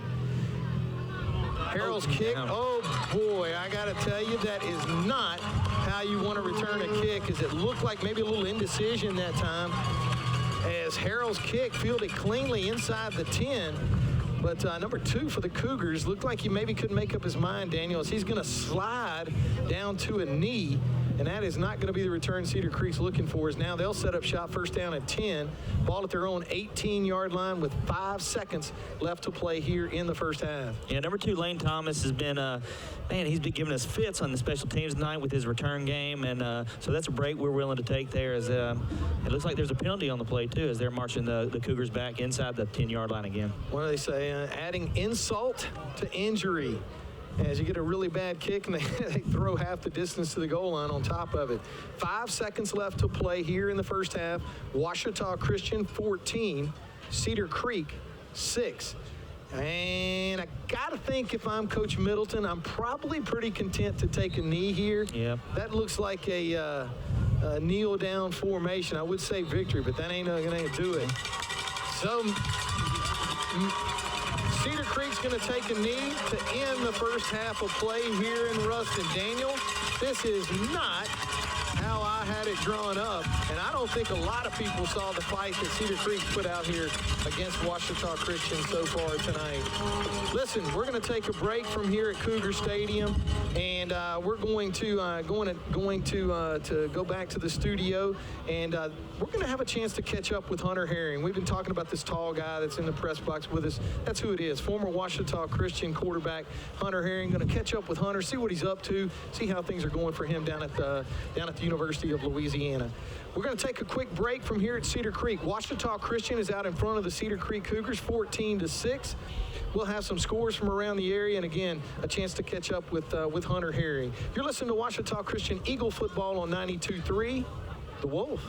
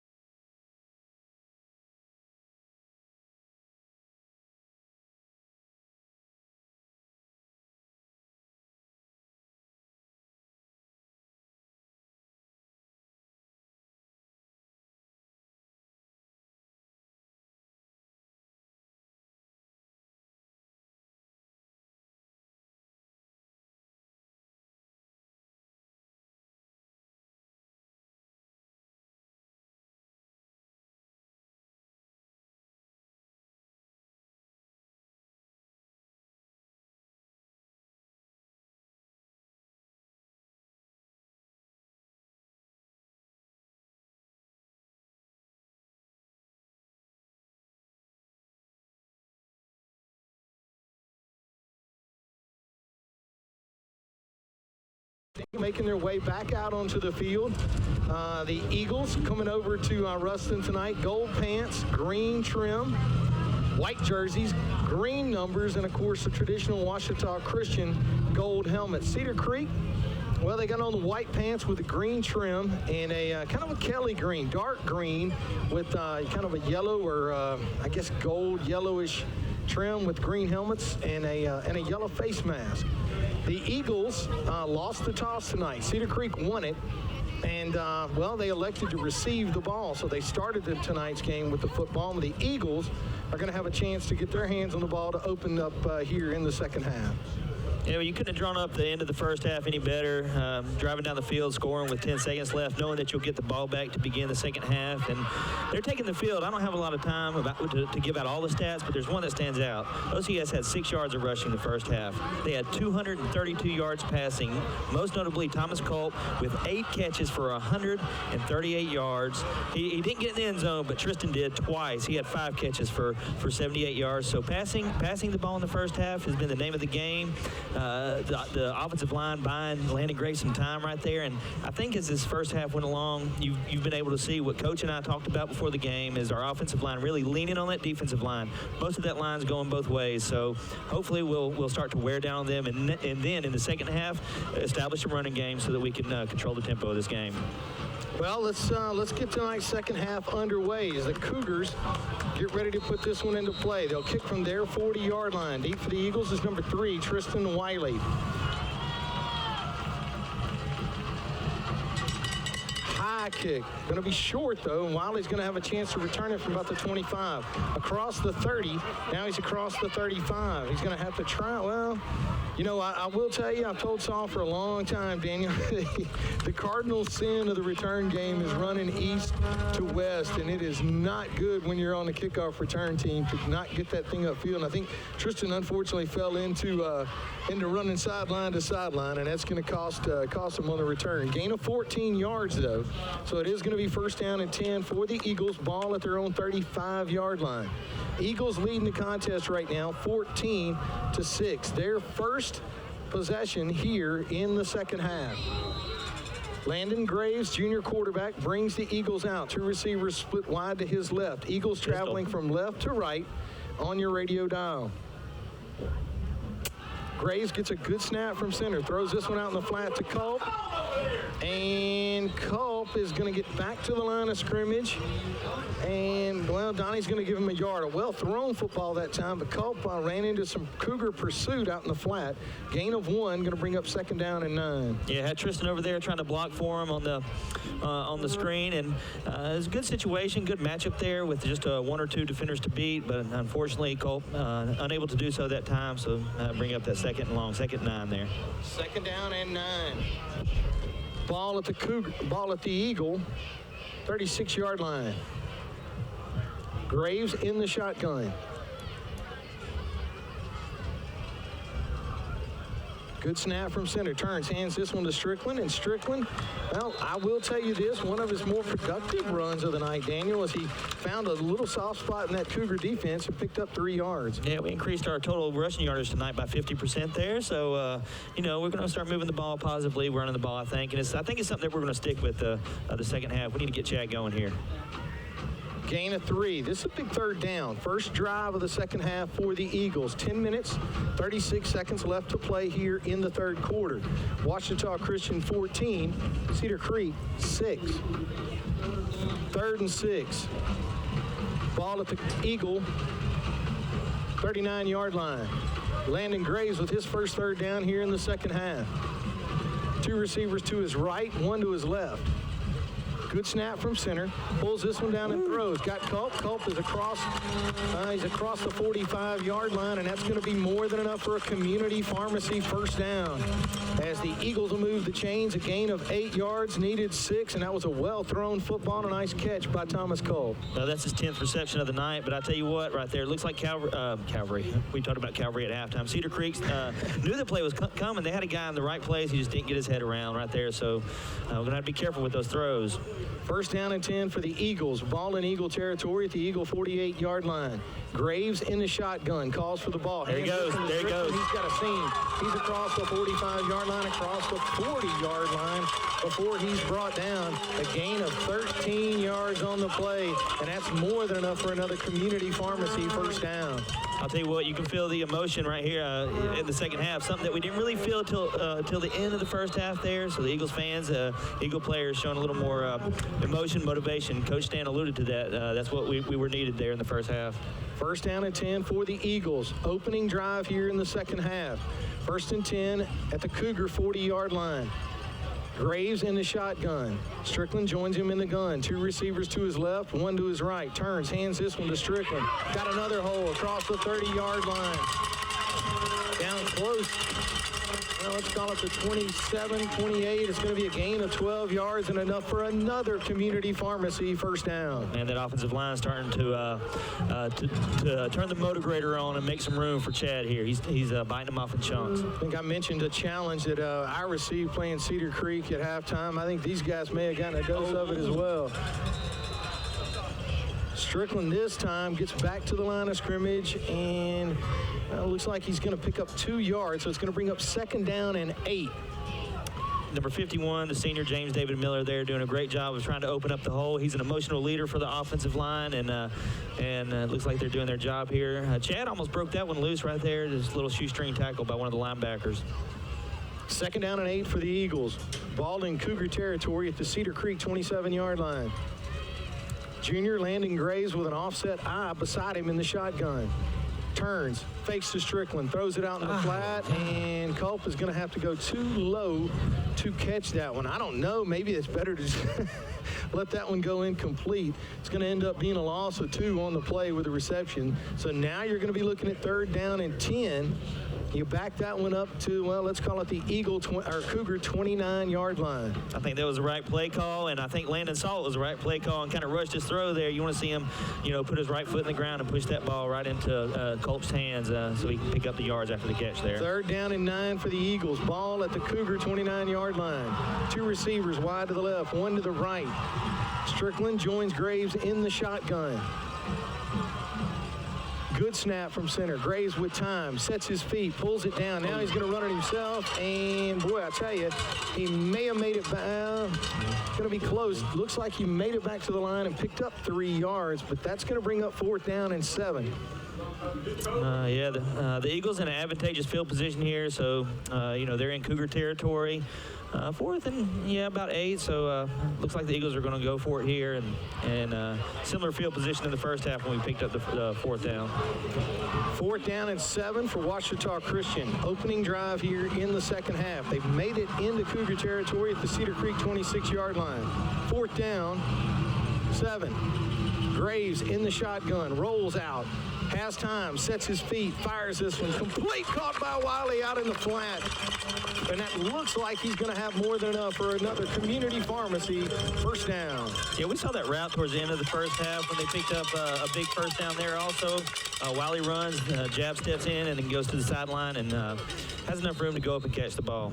Needed 7, picked up 10, and that's going to put the Eagles into Randall's Fine Meat red zone. First down and 10 at the 17-yard line of Cedar Creek. Wiley, the lone receiver to the left, 2 receivers split wide to the right. Strickland joins Graves in the gun, turns, hands this one to Strickland. Strickland is going to find some tough running inside. Again, really tough, challenging yards up the middle. And looks like a gain of 3 with the forward progress, and that's going to bring up second down and 7 as they spot this football at, well, let's call it the Cougar 13-yard line. Yeah, Strickland having a tough time finding space when he gets through the line of scrimmage there, but still picking up positive yards. And when you're down in the red zone, any positive yards are good right here. So room to work with here, and the playbook's opened up for Coach Vadrine right here. Second down, 10. Ball at the Cougar 13-yard line. Graves in the shotgun. 2 receivers to his right, 1 to his left. Takes a snap, pulls this one, looks to keep it himself. Second effort, third effort, going to get down to around the 10-yard line. Tough running inside, a gain of 2 yards on the play, and that's going to bring up third down and 5. Third and 5, they'll spot this football at the Cedar Creek, well, let's call it 12-yard line. Well, actually 11. 5 minutes and 47 seconds. They're going to take a hydration break here in the third quarter. Want to take a minute to thank the fine folks sponsoring tonight's third quarter. And I know I got it somewhere here and do. Valerie Van Mathern, attorney at law, specializing in estate planning and successions. Be sure to reach out to Valerie today. 318-807-9030. And again, want to thank the fine folks at Valerie Van Mathern, attorney at law. We'll go down to the sideline and check in with Stan Humphreys with Marion State Bank. Sideline report. Stan, what do you think about this opening drive? Well, it's a good, solid drive coming out of the locker room. Looks like we're a little more focused in what we're trying to accomplish here, the guys on the field, and made a couple of big plays in the running game a little bit, maybe change some blocking schemes up front-wise or something to adjust to them, but a couple of good passes there to get first downs to move it down, but a big third down here. You don't want to settle here to try to kick one of these long field goals. You want to put points on the board and keep it out of distance more than 8 points. I got you. Thanks a lot, Stan. Stan Humphreys with the Marion State Bank sideline report. And, you got to think, too, as Stan mentioned, Daniel, you don't want to see it. You obviously want to put 7 points on the board here. I will say in some ways it is nice to know that we do have a kicker that's capable of putting points on the board from this distance. But as Stan mentioned, real critical, at least to me, in a momentum standpoint, to put a touchdown on the board to start the second half of play. Graves in the shotgun, 3rd down and 5. Ball at the 11. Turns, hands this one to Strickland. Strickland's going to get inside the 10, and he's going to be inside the 5, but he's going to needed 5, picked up 4, so it's going to bring up 4th down and 1. They're going to spot this football. It looks like at about the 7-yard line or 6-yard line. They're going to need to get to the 5 for the first down. Graves in the shotgun, moving quickly. Turns, hands this one to Strickland. Get the end zone, Chad. Touchdown, Ouachita Christian. Chad Strickland is going to take it in from 6 yards out to add to the Ouachita Christian lead. Daniel Stan alluded to it. He said, hey, don't want to walk away with a field goal. Guess what? It's going to be a touchdown. Yep, right. It's good to see the Eagles run the ball there, and that's good. And not just Chad, but Landon Graves getting in on the running, so you have to respect the threat that Landon is with the ball in his hands. And so, they run a little dive option play where Landon could ride his tailback as long as he wants to, and he can either pull it or just let Chad take it. And that time he let Chad take it. And that was Chad's first time he touched the ball tonight without being touched. So.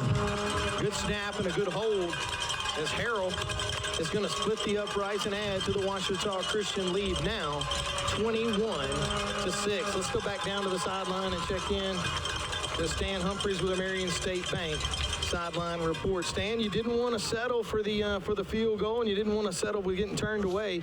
Eagles able to put a touchdown on the board. Yeah, they did a great job right there at the end. 4th down right there. It looked like Cedar Creek loaded everybody inside over the guard in the center, and just they weren't allowing it up the middle, and it was a great job of bouncing it to the outside, and the offensive line doing a good job to get him in the end zone.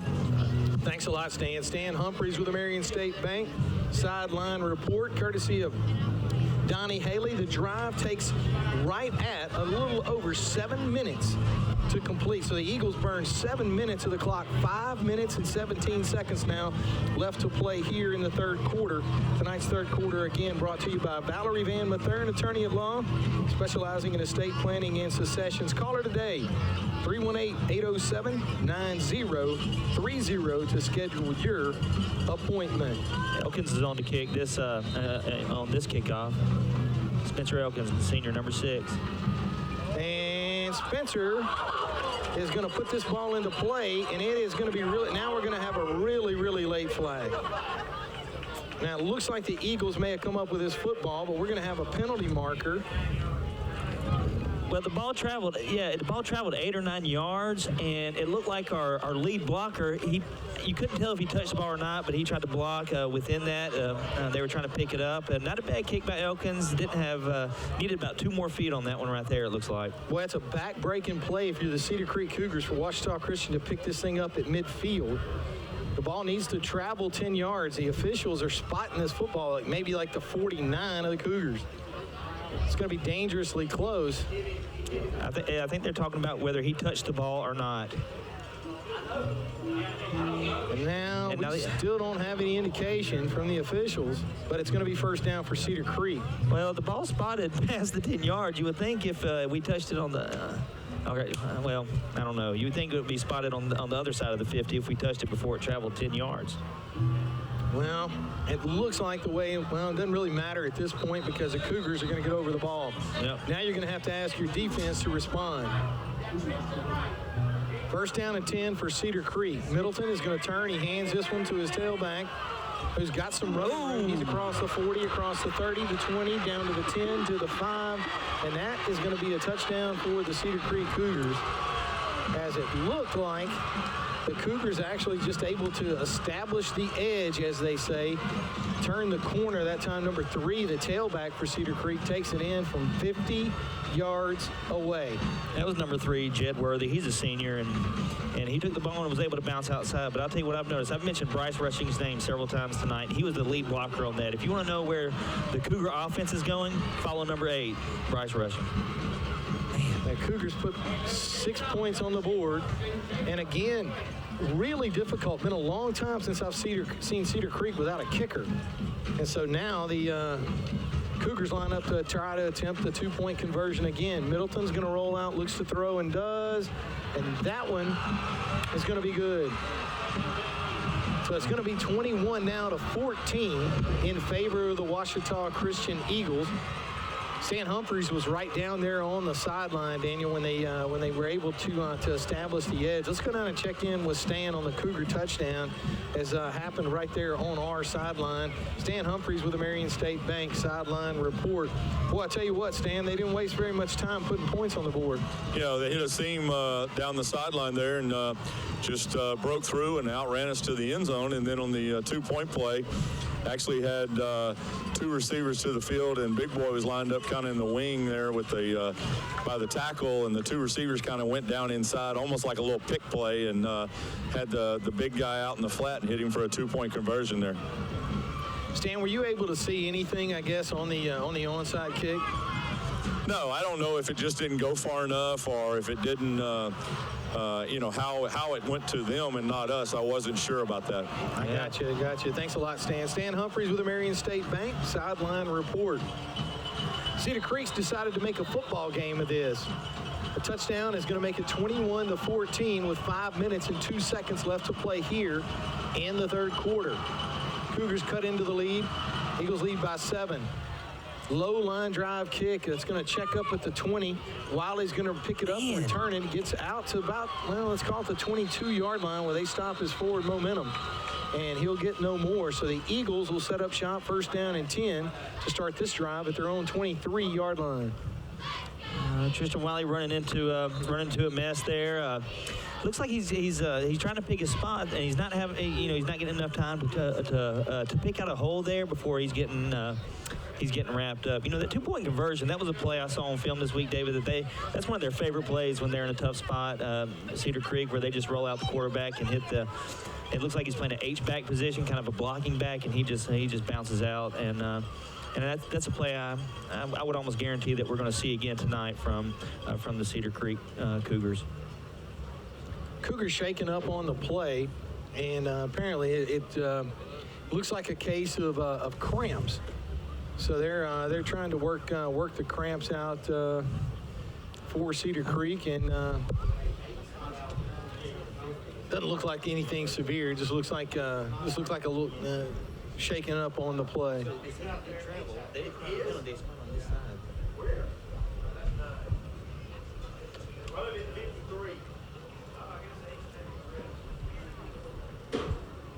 Well, we can go down and check in with Stan Humphreys with the Marion State Bank sideline reports. Stan, looked like a young man just shaking up with some cramps. Yeah, it's just here late in the third quarter, he just looks like he had cramps there, and they were trying to stretch him out a little bit, and he's walking off the field now on his own. All right, Stan, what do you like to see out of the Eagles on this drive, trying to get this thing started? Well, we just need to sustain the drive. We need to eliminate some of the negative plays. We've been too many times where it's 1st and 10, and all of a sudden you you look at it, it's 2nd and 11 or 2nd and 10. And, you know, we need to continue doing what we've done well the first 3 weeks, and that's, you know, 1st and 10, 2nd and 5, 3rd and 2. We do that, we're able to move the ball down the field. All right, thanks a lot. Stan Humphries with the Marion State Bank sideline report. 1st down and 10 for the Eagles. They keep this one on the ground to Strickland, and boy, tough running inside as Chad's still trying to find that soft spot, as this Cedar Creek defensive front is continuing to be tough against the Eagle offense and the running attack. A gain of 2 yards, but hey, you know, positive yardage on 1st down. So now you're looking at 2nd and 8 as they spot this football at the Eagle 25-yard line. Yeah, it looked like Chad may have missed a hole there. He tried to run it up inside, and may have had some room. He would have been able to bounce outside. I don't know if he was able to or not, but. 2nd down and 8 for the Eagles. Ball at their own 25-yard line. Good snap from center. Strickland, this time he's got a seam across the 30-yard line. Takes a good shot from the defenders for Cedar Creek, but that is going to be enough for a, well, hold on. I'm looking at where they're going to spot this. It's going to be 3rd down now and less than a yard. It looks like Coach Fitchie's out there trying to help him out on where they spotted the ball. That was a tough spot. It looks like it looked from here, at least, he had about an additional 4 or 5 feet to that run, which would have been enough for a 1st down. It is going to bring up 3rd down, less than a yard. Call it a half a yard. They spot this football at the Eagle 33-yard line. Graves goes under, well, actually in the shotgun, turns, hands this one to Strickland, and boy, I tell you, he got hit in the hole before he got started, and I'm telling you, it looks like from the spot, it is going to bring up 4th down. It's going to be real close. And it looks like we may be calling for a measurement here. Are they going to call it 4th down? And they are. They're going to call it 4th down. Looks like the Eagles are not going to waste any time here. Boy, this is a big gamble. 4th down, less than a yard. Ball at your own 31-yard line. Try to draw them off sides. Graves in the shotgun. Strickland joins him. There it is. Gun. And it looks like the Cougars may have jumped. Gonna have to wait and see. We celebrate on these things a lot of times, but no, it's official now. Yep. It's going to be encroachment against the Cougars, and that's going to cost them 5 huge yards. Eagles needed 1 for the 1st down, and they're going to have more than enough for a community pharmacy 1st down. 1st down and 10 now for the Eagles. Ball at their own 37-yard line. That's the old Eagle hard count there that you see from time to time, and when we're at a 4th and short. 1st down and 10. Graves in the shotgun. 2 receivers split wide to the left, 1 to the right. Landon gets a good snap, pulls it down, throws it quick. Boy, almost intercepted. Goes in and out of the hands of, looked like a Cedar Creek linebacker, and that's one Landon wanted back. You could tell immediately as he threw it, that wasn't one that he wanted to go to, Daniel. Yeah, that's that slant that we saw very successful in the 1st half right there, but we've seen that outside linebacker kind of, be prepared for that. The coaches, I'm sure, made the adjustment for that play at halftime. That's the one that got us points on the board and in the right position that time, so good defense. 2 minutes and 29 seconds left to play in the 3rd quarter. Ouachita Christian 21, Cedar Creek 14. Graves in the shotgun. Good snap from center. Hands to Strickland. Ooh. Boy, I tell you what, a couple of defenders from Cedar Creek waiting in the backfield. And Chad's going to lose his helmet on this one, so he's coming out of the game. Gain of 1 yard, and here we are again at 3rd down. And, I'll tell you, I mean, you don't want to, just continue to repeat what Stan Humphrey says. But again, Daniel, Stan talking about it. You're going here now, 1st down, 2nd down, and here we are at 3rd and long again. 3rd down and 9 for the Eagles. Ball at the Cedar Creek 38-yard line. Yeah, the Cedar Creek Cougars, their defensive line, and I imagine 1 or 2 of their linebackers are going to pin their ears back here and try to put pressure on Landon. 3rd down and 9. Graves in the shotgun. 2 receivers. Split wide to the left, and now we got a receiver who I don't think could make up his mind exactly.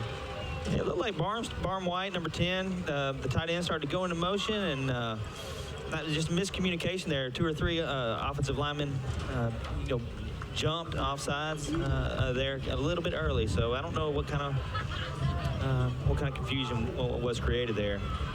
Minute 40 left to play in the 3rd quarter. Ouachita Christian 21, Cedar Creek 14. Following the penalty, 3rd down and 15. Man. Graves in the shotgun. 2 receivers wide to the right, 2 to the left. Sends White in motion. Good snap from center. He's got time. Got all day, as a matter of fact. Unloads this one and missed his man. Looking that time for Culp across the middle of the field. May have had Wiley open behind him. Either way, it's going to be incomplete. And the Eagles are going to have to turn this ball over. Well, actually, they're going to have to punt the football. Yeah, I think the play was designed there for Wiley on the deep route, and I think he had a step. Landon settling for Colt there, and I don't know if Colt would, even if Colt catches that, it's going to be close to a first down at the point he catches the ball. Who knows what he would have turned it into, but he was covered pretty well there. 4th down, 15. Landon's going to punt this football. Boy, he gets a really nice punt over. And the Cougars going to field this one cleanly. Wiley's down on the coverage. He's going to miss his man. He's going to miss the tackle. And the Cougars are going to take this one across the far side of the field, across midfield. So it looks like they'll probably spot it first down and 10 at midfield. Well, actually, no, it's going to be in Eagle territory at the Eagle 48-yard line where Cedar Creek will start this drive. And the Cougars are a touchdown away from tying this football, a touchdown and an all-important extra point from tying this football game. Punt covered 30 yards, 14 yards on the return. First down and 10, Cedar Creek. Ball at the Eagle 48-yard line. 1:13 left to play in the third quarter. Ouachita Christian 21, Cedar Creek 14. Boy, the Eagle defense, well, they're going to, my goodness, they're going to hit the running back for the Cougars in the backfield. Great penetration by the Eagle front, but they're going to miss the tackle. And the Cougars are going to end up picking up 5 yards after the point of impact, as now 2nd down and 5 for Cedar Creek at the Eagle 43-yard line. Man, Casey Kyle with great penetration there, hits him in the backfield. I think that was that Jed Worthy kid that spun off there, and they would pick up 5 yards after a pretty much busted play. Cougars and quarterback Middleton go to the sideline for the play call. 1 running back in the backfield. Send a man in motion across the formation. Middleton turns. The Eagles with some penetration, but now they got some running room. Cedar Creek's going to take this one across the 30, across the 25, inside the 20-yard line. And that's going to be more than enough for a Cedar Creek first down. And Cedar Creek is finding some seams in the Eagle defense. A gain of 20 yards on the play. That's the play they scored earlier in the second half right there where they kicked it outside. They followed number 8 around the edge. But Zach White was trying to contain him, so he cuts up inside, and there's no aid there, and he's able to pick up a big first down. 17 seconds left to play here in the third quarter. First down and 10 for Cedar Creek at the Eagle 22-yard line.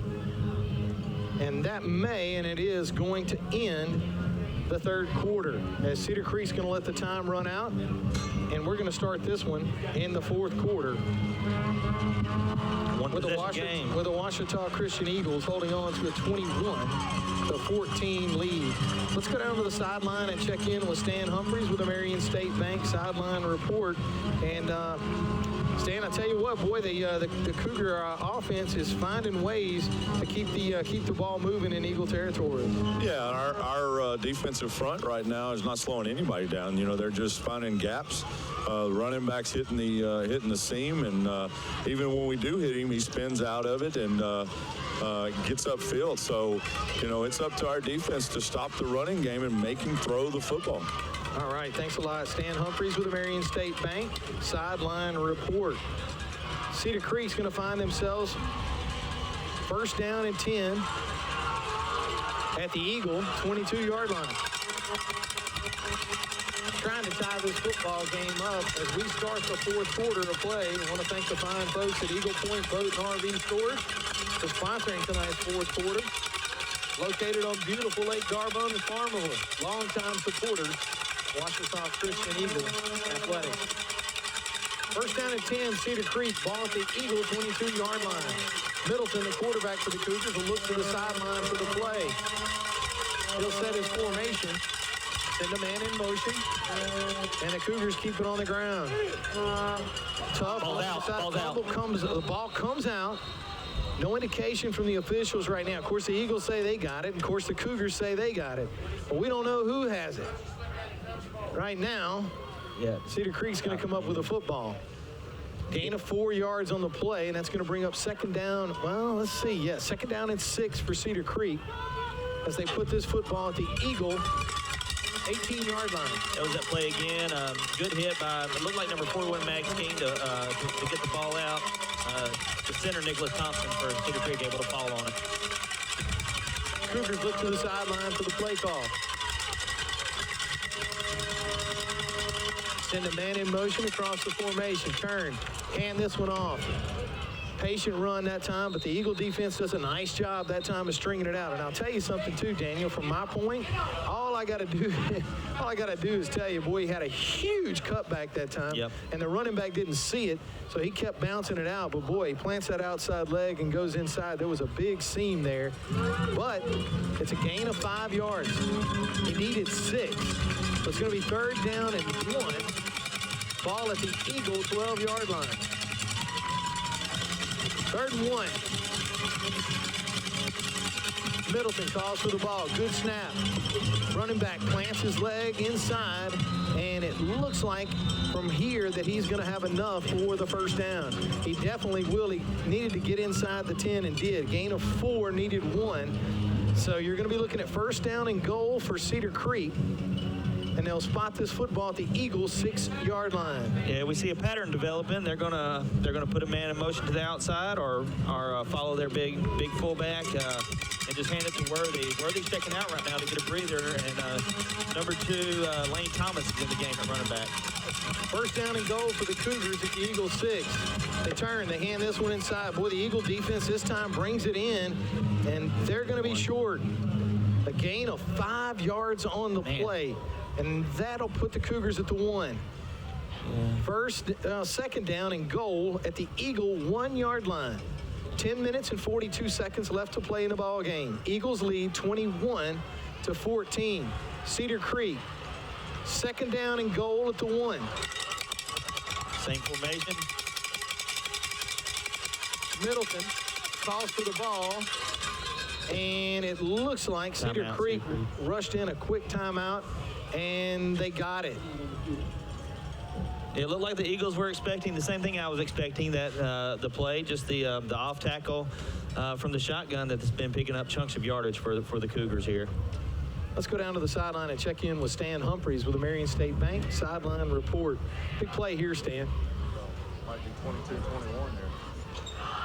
Let's go down to the sideline and check in with Stan Humphreys with the Marion State Bank sideline report. Big play right here, Stan.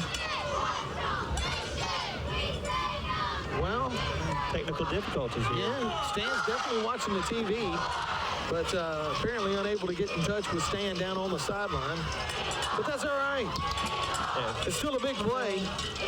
Well, the Eagle faithful are loud here. Maybe hard to hear. That's exactly right. First down, or second down and goal for the Cedar Creek Cougars. They spot this football at the Eagle 1-yard line. Cedar Creek trails in this game 21-14. 10 minutes and 24 seconds left to play in the ball game. Middleton calls for the ball, turns, hands this one inside to his running back, and it's going to be a touchdown, Cedar Creek. Yeah, different play call there where they sent the H-back in motion and kind of ran it off the near side, so it wasn't quite a counter. It was more of a dive out of the shotgun, able to pick up the touchdown relatively easily there. Well, you know, one of the things that I've talked about, Cedar Creek's always seemed to have pretty good skilled people. This year, they don't have a kicker on the field, so they keep going for 2 points. Now, you know, nice to take the lead if you can. But this is a big 2-point conversion here for Cedar Creek. Take the lead or continue to trail. They're going to throw this one out in the flat, and it's going to be caught for the 2-point conversion. And Cedar Creek is going to take a lead, 22-21, over the Ouachita Christian Eagles. Let's see if we can get back down to the sideline and check in with Stan Humphreys with the Marion State Bank sideline report. Stan, how's it going down there? Well, I don't know what's happened to us, but apparently unable to visit and check in with Stan down on the sideline. You want me to guess what he was going to say? I think he was going to say that was a nice pick play there. The same thing they ran on the two-point conversion previously and picked it up. And they roll their H-back out there, and they run a slant, and they just kind of get in the way of the defenders, and he's wide open going towards the pylon on the near side. It can't be a pick play. Pick plays are illegal. Well, you can call it whatever you want. Okay. Get in the way play. I got you. 10 minutes and 20 seconds left to play in this football game. Cedar Creek has taken the lead over the Ouachita Christian Eagles, 22-21.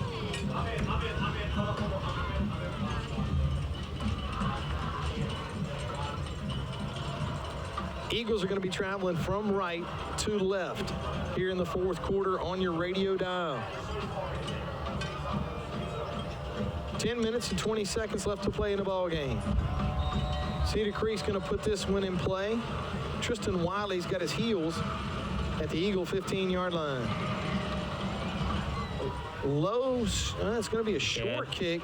Going to be fielded by Strickland. Strickland is going to get met with a host of Cougar defenders. But the Eagles will set up shop just inside or just outside their 30-yard line, where they'll start this drive first down and 10. Yeah, I bet you I'm looking out there at the Eagle offensive line, see some determination in the way they're taking the field. Looking to take the lead right here on this drive.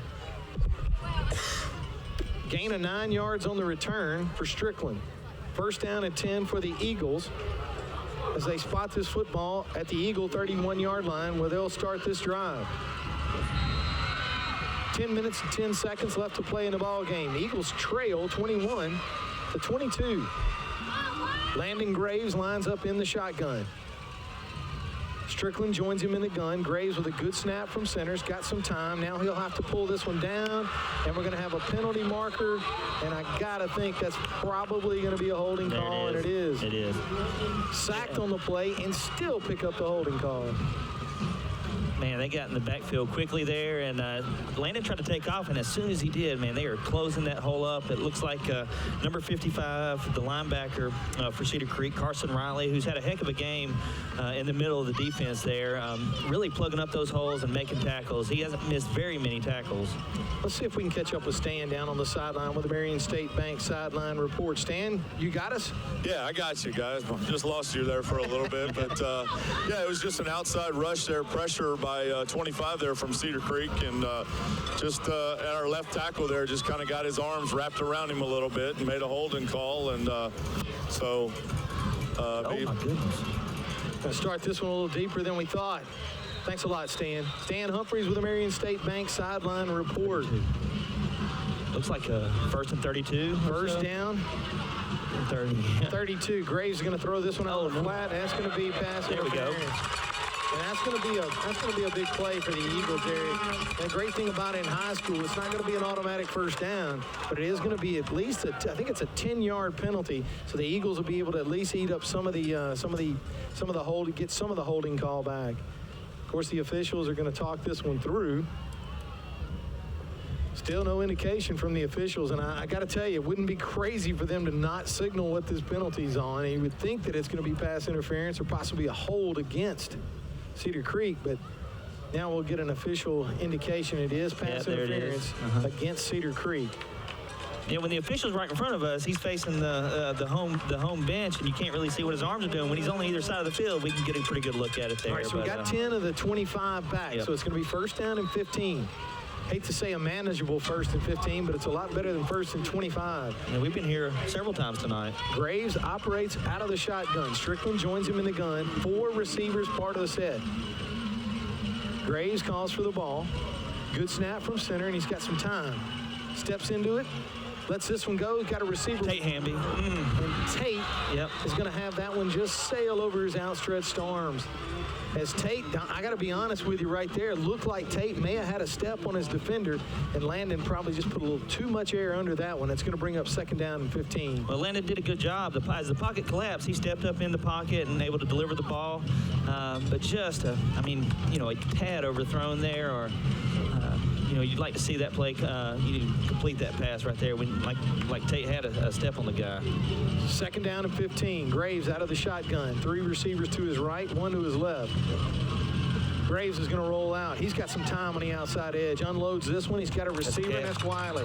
Wiley with a nice catch on the outside, but it's not going to be enough for an Eagle first down. Yeah, Wiley, that's he's ran that route several times tonight where he cuts to the outside, and well thrown ball there. Nobody's catching that one, but Wiley, as he drug his feet to maintain possession and get the ball to a manageable 3rd and 4. 3rd down and 5. They'll put this football at the Eagle 36-yard line. Well, let's call it 37. 3rd and 5. Big play on this drive. 3rd down and 7. Or 3rd and 5 at the 37. 9 minutes and 36 seconds left to play in the football game. OCS trails 21-22. Graves gets a good snap from center. Looks quick, and that one's going to be incomplete. As it looked like maybe Barham White trying to slip out of the backfield, but instead he's going to get, tough to tell, but unable to get his hands on it.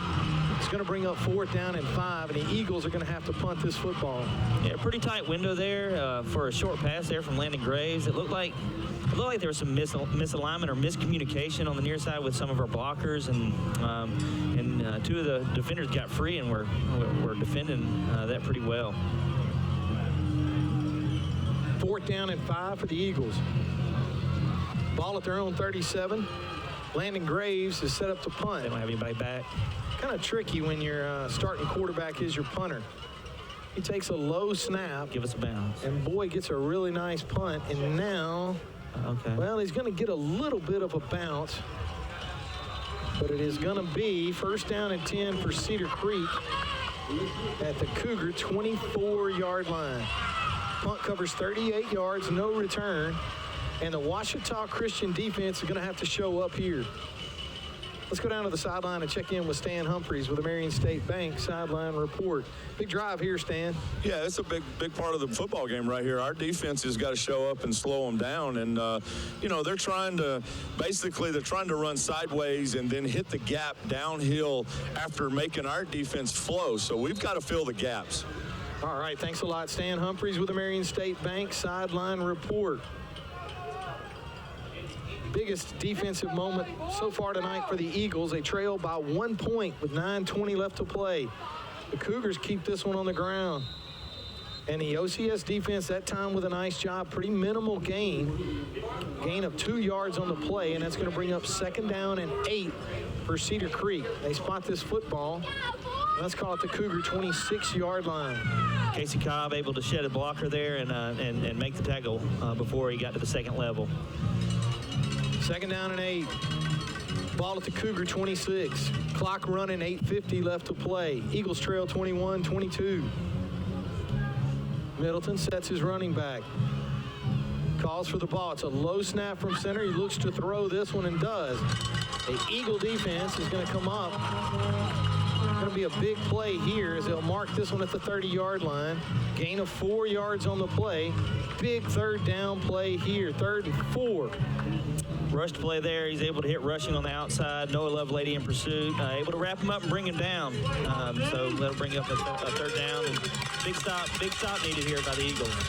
3rd down and 4. Ball at the Cougar 30. Middleton in the shotgun. He'll look to the sideline for the ball. Big play in the game. 8 minutes left to play in the ball game. Eagles trail 21-22. Middleton calls for it, turns, hands this one to his running back. He's going to be short. Not going to have made the first down. It's going to be a big play here for Cedar Creek as they needed 4, picked up 3. Yeah, the offense is going to stay on the field, it looks like. Definitely going to be short of the first down. And it is going to be 4th down and short. Well, now the referee is going to, looks like they're going to signal for a measurement. They're going to bring the chains over. Well, you never like a measurement.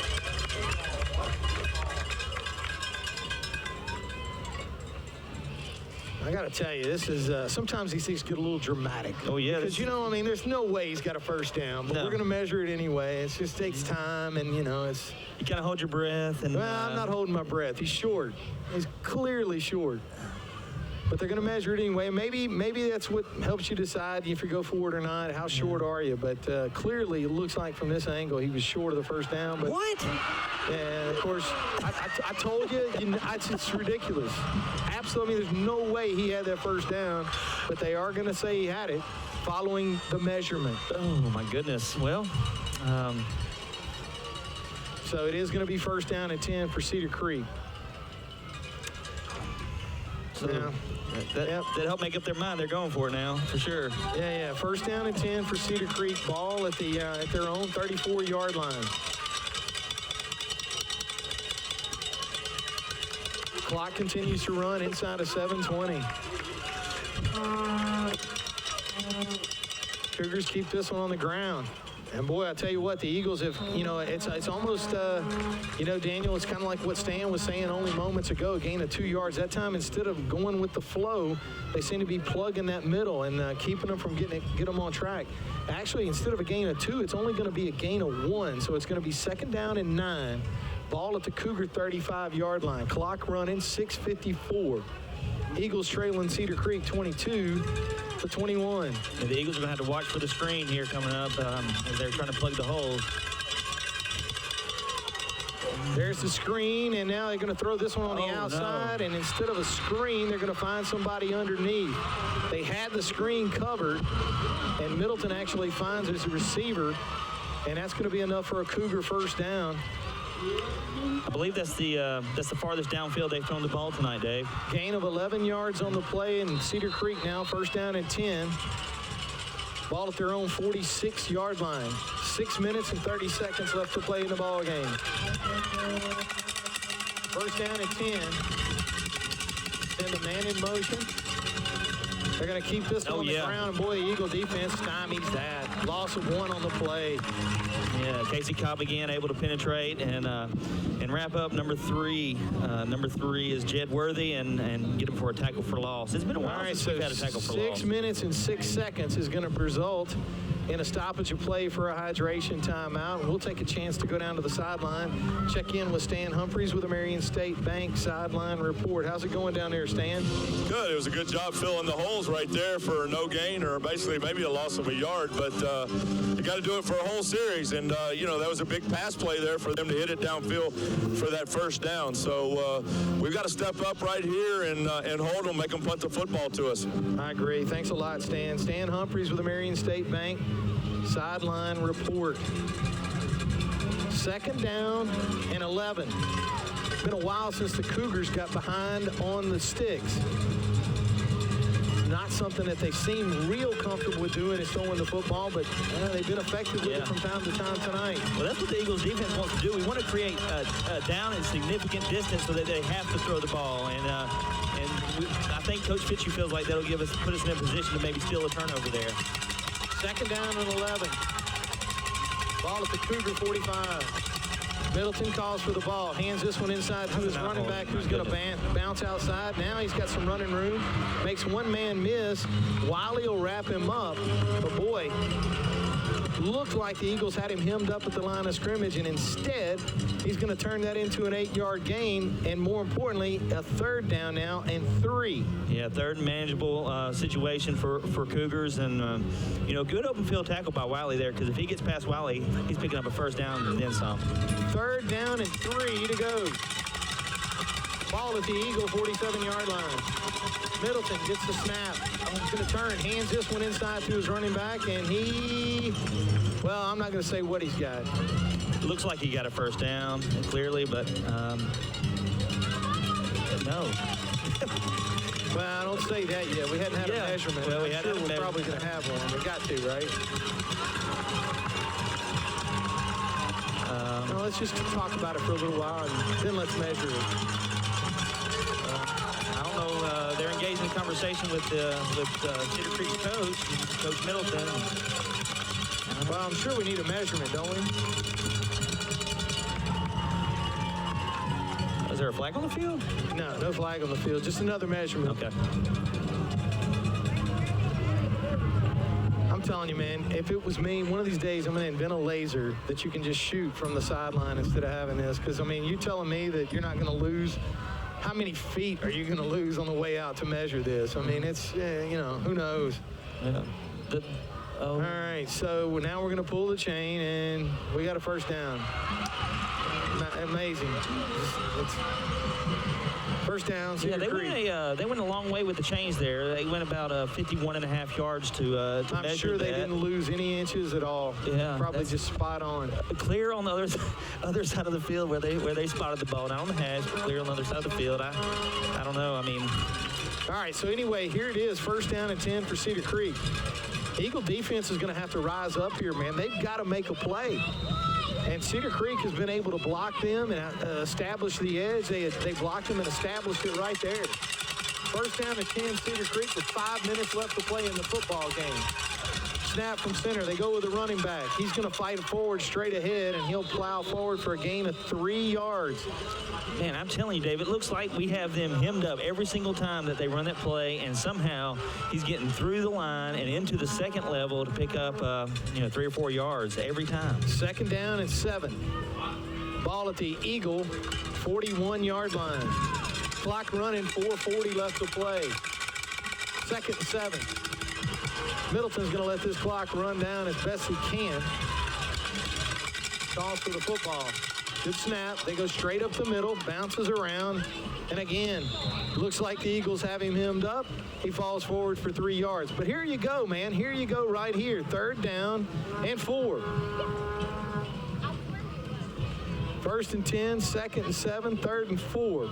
So they're either going to run the same play or they're going to run the outlet pass again. I mean, there's nothing tricky going on here with what the Cougars are doing on offense. You just have to be able to cover 2 plays. Clock run. Yeah. Inside of 4 minutes. Big play here on third down. Eagles have got to come up with a stop. They keep this one on the ground. They got the edge. Yeah. Oh, no. But they're going to keep the clock running. A gain of 1 yard on the play, and it's going to bring up a big fourth down. Could be the ball game right here. It's good to see a fourth down where they're not measuring. It's 4th and 2 or 3, and hopefully we'll get a stop here. Fourth down, a long 2, a short 3. But imagine the Cougars are probably going to call a timeout here. Very important that the Eagles keep their eye on the football. Yep. And you do not want to jump off sides if you're the Eagles. Watch the hard count. Watch the run. They're going to run up to the ball, and they may try a quick snap. The Eagles their defense needs to be ready right now. They're kind of running on off the field. All right, there's a timeout. Right, Cedar Creek's going to take one, and we're going to go down to the sideline, and we're going to check in with Stan Humphreys, and we're going to find out what Stan is going to do here on fourth down and what he thinks the Eagles need to do to stop them. Stan, what's going on down there? Well, I think Cedar Creek probably call a timeout here. They might even come to the line of scrimmage, try to do our kind of trick play to get a free 5 yards, try to draw us off sides. If you don't get us off sides before the play clock runs out, maybe even call another timeout and then reset and run the play you really want to run to try to get a first down here. All right, thanks a lot. Stan Humphreys with the Marion State Bank sideline report. Fourth down and 3. Yeah, this is the biggest play of the game up until this point. 3 minutes and 8 seconds left to play in the ball game.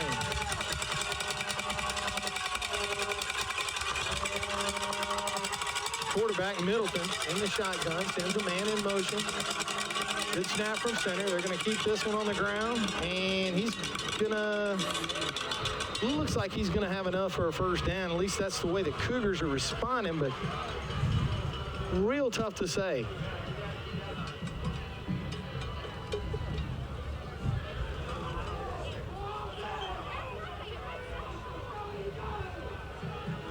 Yeah, the Eagles with all 3 timeouts here. It's not going to be long before Coach Fitchie starts thinking about using these to try to preserve some time. Being down 1 point here late in the fourth quarter. I'll tell you what, it looks like they're running the exact same play to the exact same location on the field every time, and the Eagles just unable to get out there and keep them from clawing 3 yards out. 2 minutes and 50 seconds left to play in the football game. Cedar Creek going to have a fresh set of downs. They keep this one on the ground with number 3, and this time he's going to get hemmed up and hammered. No gain on the play. And it looked like James David Miller, who we haven't seen on defense a whole lot tonight, able to get in there and get his arms around him and stop the progress on that play. So the Eagles are going to take a timeout. 2 minutes and 36 seconds left to play in the football game. I want to thank the fine folks at Eagle Point Boat and RV Storage, located on beautiful Lake D'Arbonne in Farmerville, Louisiana. Proud longtime supporters of Ouachita Christian Eagle football. Also want to thank Forsyth Avenue Church of Christ. Long supported Christian education for time and eternity out at Ouachita Christian. Everyone invited to join us for worship at 10 a.m. on Sunday mornings at 2101 Forsyth Avenue. I got to tell you, the minister over at Forsyth Avenue, John Dobbs, and Daniel Kirkendall do a great job of sharing the gospel with you, and a lot of really fine, warm, and friendly people at Forsyth, and inviting you and your family down to join us for worship. Again, Sundays at 10 a.m., Forsyth Avenue Church of Christ, and I can tell you the folks at Forsyth Avenue have been long-time supporters of not only Ouachita Christian Eagle Athletics, but Ouachita Christian School. 2 minutes and 36 seconds left to play in the football game. Ouachita Christian is trailing the Cougars by 1. Second down and 11. They keep this one on the ground, and the Eagles are going to hammer him in the backfield. And I want to tell you something. Loss of 1 yard on the play is going to bring up third down now and 11. And the Eagles are going to take another timeout here. Yeah, there was a personnel change there. I mentioned James David Miller earlier. They put him in to play kind of a nose guard and try to collapse that middle and make it hard for Jed Worthy to find a hole to run through. And it's worked 2 times in a row. 2 minutes and 23 seconds. We're going to go down to Stan Humphreys with the Marion State Bank sideline report. Stan, I hadn't been keeping up with the timeouts. How many do we have, you think? I think we have one left. Now. It was a good job there of stopping him at the line of scrimmage before he gets going. The big key now is to be able to look for some of the pick plays. Both of their 2-point conversions were basically pick plays, and that's the way you rub off at man-to-man. And right now we're in man and sending everybody to stop the run. All right, thanks a lot, Stan. Stan Humphreys with the Marion State Bank sideline report, and also a lot of good information. Third down and 11. We've only seen the Cougars really do one of 2 things: the sweep, the screen. Okay. Middleton sends a man in motion and back across the formation. Low snap from center. There it is. He's going to have a rush, and the Eagles are going to sack him for a huge loss on the play. And now you're going to be looking at fourth down in a bundle. 2 minutes left to play in the football game. Hey, James David Miller is coming off the field, beating his chest. That's 3 plays in a row where he's had a huge impact on the defense right now. Great substitution by the Eagles and a great stop right there by the defense. Well, that really takes you out. A loss of 9 on the play. So now it looks like the Cougars, the Eagles have taken a timeout. And that is probably the last time out of the game for Ouachita Christian. Let's just say not probably, it is. Let's go down to the sideline and check in with Stan Humphreys. Stan, how's it going down there? Yeah, it's our last time out. Looks like the Cedar Creek's going to try to punt it, look for any kind of trickery here, but they look like they're going to try to punt it and back us up back here close to our end zone, and then we're going to have to go basically probably 80, 90 yards in 2 minutes here. All right, thanks a lot, Stan. Yeah, with no timeouts. Stan Humphreys with the Marion State Bank sideline report. And that's exactly what the Cougars look like they would do. Daniel, I got to be honest with you. I don't see trickery here, because you're going to have to pick up 19 yards to pick up a first down. Eagles are going to send 2 men deep, and obviously not coming after this one to block it. It's going to be a high punt, and the Eagles look like they're going to stay away. Oh, my gosh, they're going to stay completely away from it. This ball is going to run. This ball is going to come to rest at the 2-yard line. Yep. Well, Thomas Cope was deep, and it looked like he, for a moment there, he could have stepped up and caught a fair catch at around the 20, 22, 25-yard line, and opting to let it bounce. And, of course, it takes a Cougar bounce here in Ruston and rolls all the way down inside the 5-yard line. And Coach Dan mentioned it, 90, 98 yards maybe to go with just over 2 minutes to go. Well, the Eagles have the weapons. No doubt about that. The punt covers 38 yards, no return. First down and 10 for the Eagles at the Ouachita Christian 3-yard line. 2 minutes left to play in the ball game. Graves is going to roll. Looks downfield to throw and does. He puts some air into this one. He's got a receiver down there. It's caught by Wiley. He's gone. Caught by Wiley. 30, 20, 10, 5. Touchdown, Ouachita Christian. No flags on the play. The touchdown is going to cover 97 yards. David, 19. Oh my goodness.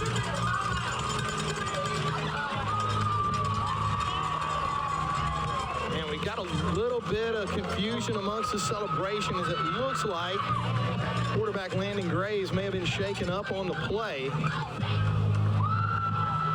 But either way, the touchdown pass covers 97 yards. And it looks like the Eagles are going to have to go for 2 points here.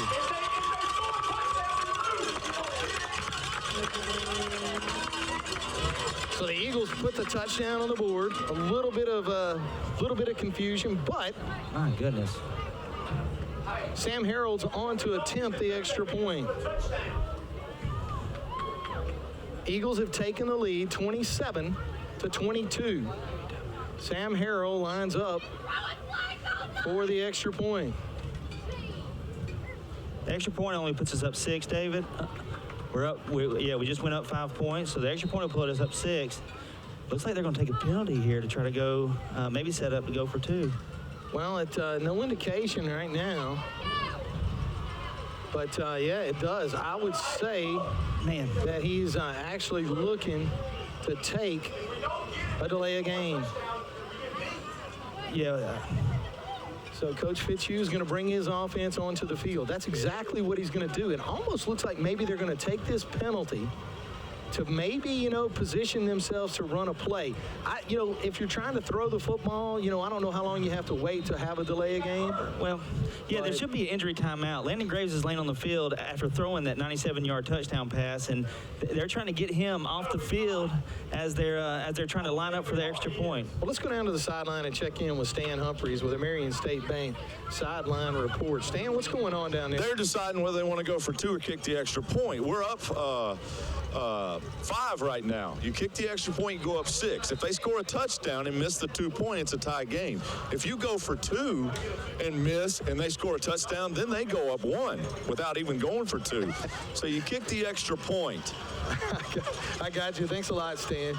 Stan Humphreys with the Marion State Bank sideline report. Sam Harrell on to attempt the extra point. The kick is up, and the kick's no good.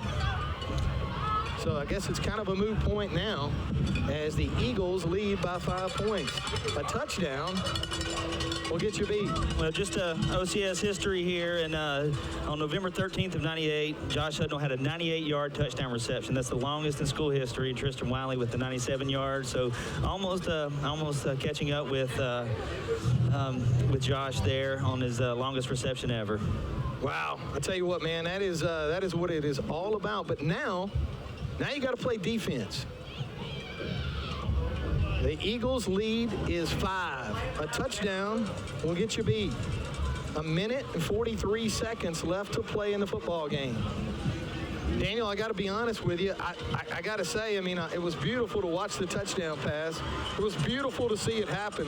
But I got to tell you, it happened really quick. It did happen really quick, almost too quick. We didn't know what to do. We had players down on one side, and we had players lining up on the other end zone. And anyway, just created some confusion. And of course, it comes back to bite us there. A 5-point lead is a good problem to have at this point. So the Eagles are going to have to kick this football. Looks like they're going to be bringing out number 6, Spencer Elkins. Spencer is going to line this one up at his 40-yard line. Spencer was responsible for an onside kick earlier. Spencer's kicked the football a few times so far this year. Lines it up at the 40, and this is going to be a high kick. Oh, it's going to bounce. It's going to be short, and it's going to be fielded cleanly by the Cougars about the 35-yard line. Cedar Creek is going to turn on a return, and they are going to start this drive at their own 45-yard line. Gain of 25 yards on the return. Cougars with a good return there. They got a minute 35 with one timeout to go just over 55 yards to try to take the lead in this game. So a tall task for the Eagles defense here to make a stop or force a turnover. That'd be even better. First down and 10 for Cedar Creek. Ball at their own 45-yard line. Middleton in the shotgun. Good snap from center. He's going to lose on him. Yes. Got some pressure. Oh, in the air. Tipped and almost knocked down. But it's going to be incomplete. Well, I tell you what, just off the fingertips of the Eagle defense. Yeah, Casey Cobb penetrating again, getting his hands up in the air and bats the ball straight up. And when that happens, you never know what's going to happen. But the ball able to find grass before anybody picks it out of the air. Minute and 31 seconds left to play in the football game. Ouachita Christian 27, Cedar Creek 22. Middleton in the shotgun. Two receivers split wide to his right, one to his left. Second down and 10. Cougars look to the sideline for the call.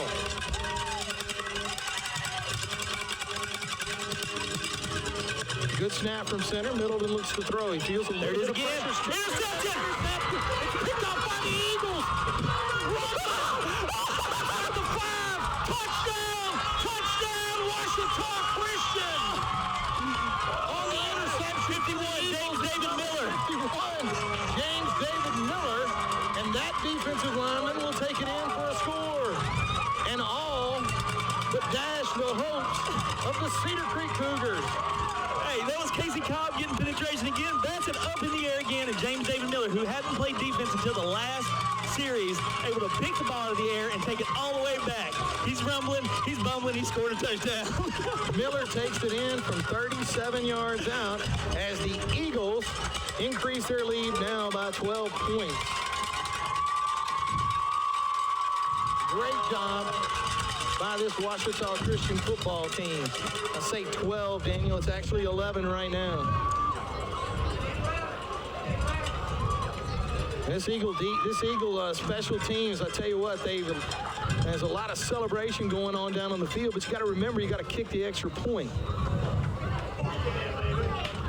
So I'm not sure. It looks like Coach Fitzhugh may be actually electing to go for 2 here. I'm not sure the rhyme or reason on that. I bet you Stan will probably explain it to us here in a minute, but I'm not sure what the difference really in 11 versus 12 or. But anyway, here we go. If you go up 13 here, your 2 scores, they have to get at least 1 point conversion. Oh, my goodness. Well, we had a mystery snap there.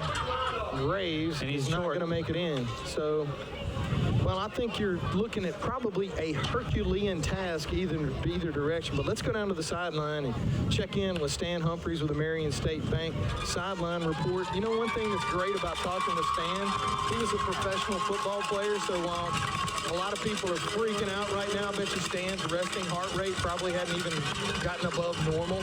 Stan, how you doing down there? Oh, I'm fine, guys. It's just it's another situation there on the 2-point conversion, not lined up right. Coach Fedrine's yelling at them. Guys don't know where they're supposed to be. It's just misconfusion on lineup, and it's been that way a lot tonight. So it's just something that we've got to correct. If we can get out of this game with 1:19 left and walk out of here with a win, we'll be lucky to do that, and with all the mistakes that we've made tonight. Stan, thank you so much. Stan Humphreys with the Marion State Bank sideline report. I'll tell you what, I'm definitely gonna have to. I'll be hoarse for about 3 days. Yeah, no question. But boy, I tell you what an exciting football game! And look at these guys, Daniel. Absolutely, just no quit left in them. And tip your hat to Cedar Creek too, still competing, still trying to win this football game. But boy, I tell you what, it's been a lot of fun tonight over here in Ruston. Not a single fan is sitting down on the sideline. Well, I got news for you. Or on the other sideline. Still 1:19 left to play. We've had 2 touchdowns. Spencer's going to kick this one again. This is going to be high. Oh, that's a good kick. And it's going to be fielded cleanly about the 15-yard line for the Cougars. They'll take this one up the sideline and be run out of bounds. Looks like they'll spot this one at about the, let's call it the Cougar 37-yard line. Dave, they had a couple drives there where they just ran the ball, ate the clock, and once we got the lead and put them in a position where they had to throw the ball, you see how they struggle. They're definitely a running team and a tough running team at that. First down and 10 for the Cougars. Ball at their own 35-yard line. Kickoff return covered 20 yards for Cedar Creek to start this drive. A minute, 12 seconds left to play in the ball game. Ouachita Christian 33, Cedar Creek 22. Middleton calls for the ball, keeps this one on the ground, and I got to tell you something, they're going to have to come up with a different play. Gain of 1 yard right up the middle of the field. This Eagle defense is fired up and ready. Yeah, the Cougars just take their last time out there. The Cougars take their last time out of the game. A minute and 5 seconds left to play in the football game. The Eagles' lead is 11, 33 to 22. I look down there, I see James David Miller back on the field on defense, and I bet he appreciates that timeout as much as anybody after having to run that interception back and then come right back out here on the field. Man, what a play. A lot of positives to take away for the Eagles tonight as far as determination and not quitting and hanging in there. But boy, as Stan alluded to too, a lot of things that are going to have to be worked on. But two teams have played their guts out, and you know, I'll tell you this: I didn't give Cedar Creek. I really didn't think they were going to be anywhere as competitive as they have been tonight. And this Ouachita Christian team is, well, they'll take you to the edge and back. Yeah, anytime you can get some grit from a tough fought battle, you know, that's good. But we said it before the game, this is a tough place to come and play any competition. Second down and 9 for the Cougars. Ball at their own 36-yard line. Middleton turns, he's going to hand this one to the up back. Boy, this Eagle defense has found the answer for that. Yep. No gain on the play. Third down and 9. Clock's going to run now. 50 seconds, and the Cougars will not be able to stop it. So for all practical purposes, I think this is going to be close to the end of the ball game. 40 seconds left to play in the ball game. Ouachita Christian 33, Cedar Creek 22. Middleton is going to call for the football. May be changing the play now. And I think he is. Good snap from center. Turns. They're going to hand this one off to the running back. He's got a little bit of a seam, but he's going to be brought down. And Daniel, I think that's probably going to be the last play of the game tonight. Not seeing a sense of urgency here from the Cedar Creek Cougars. Hey, 10, Ryder Bentley there with a good 9, good tackle. 8. Yep. 7, and that is going to be the end of the football game. The Ouachita Christian Eagles are going to come to Ruston, and they're going to win a football game. A really hard-fought game between two football teams. And I got to tell you, this one was a lot of fun to watch. Ouachita Christian's going to win 33 to 22 over Cedar Creek. Both teams making their way out to the field. Daniel, what a heck of a game. Let's go down to the sideline and get some thoughts or final thoughts from Stan Humphreys with the Marion State Bank sideline report. Boy, I tell you what, Stan, that wasn't a bad way to spend a Friday night, was it? Yeah, it was a great football game. You know, give them credit. Cedar Creek came out with a great intensity, great effort, and had a great game plan to go against us. But, you know, it takes a great football team to not play your best and find ways to win. It doesn't always look pretty, but at the end of the night, you look up and it's a W and not an L. That's the biggest thing you want as a coach when you walk off the field. Stan, I got to tell you, man, that was one of the best Cedar Creek Ouachita Christian football games I've ever been a part of, and I think you alluded to it. Daniel did as well. I mean, sometimes, man, it's just tough to get over here and get out of here with an easy win. Well, there's no doubt, and the effort that they put out there tonight, you know, their coaching staff, you never want to talk about moral victories or whatever, but their coaching staff can look at their team and just say, guys, if you play like that every week, you got a shot to beat anybody.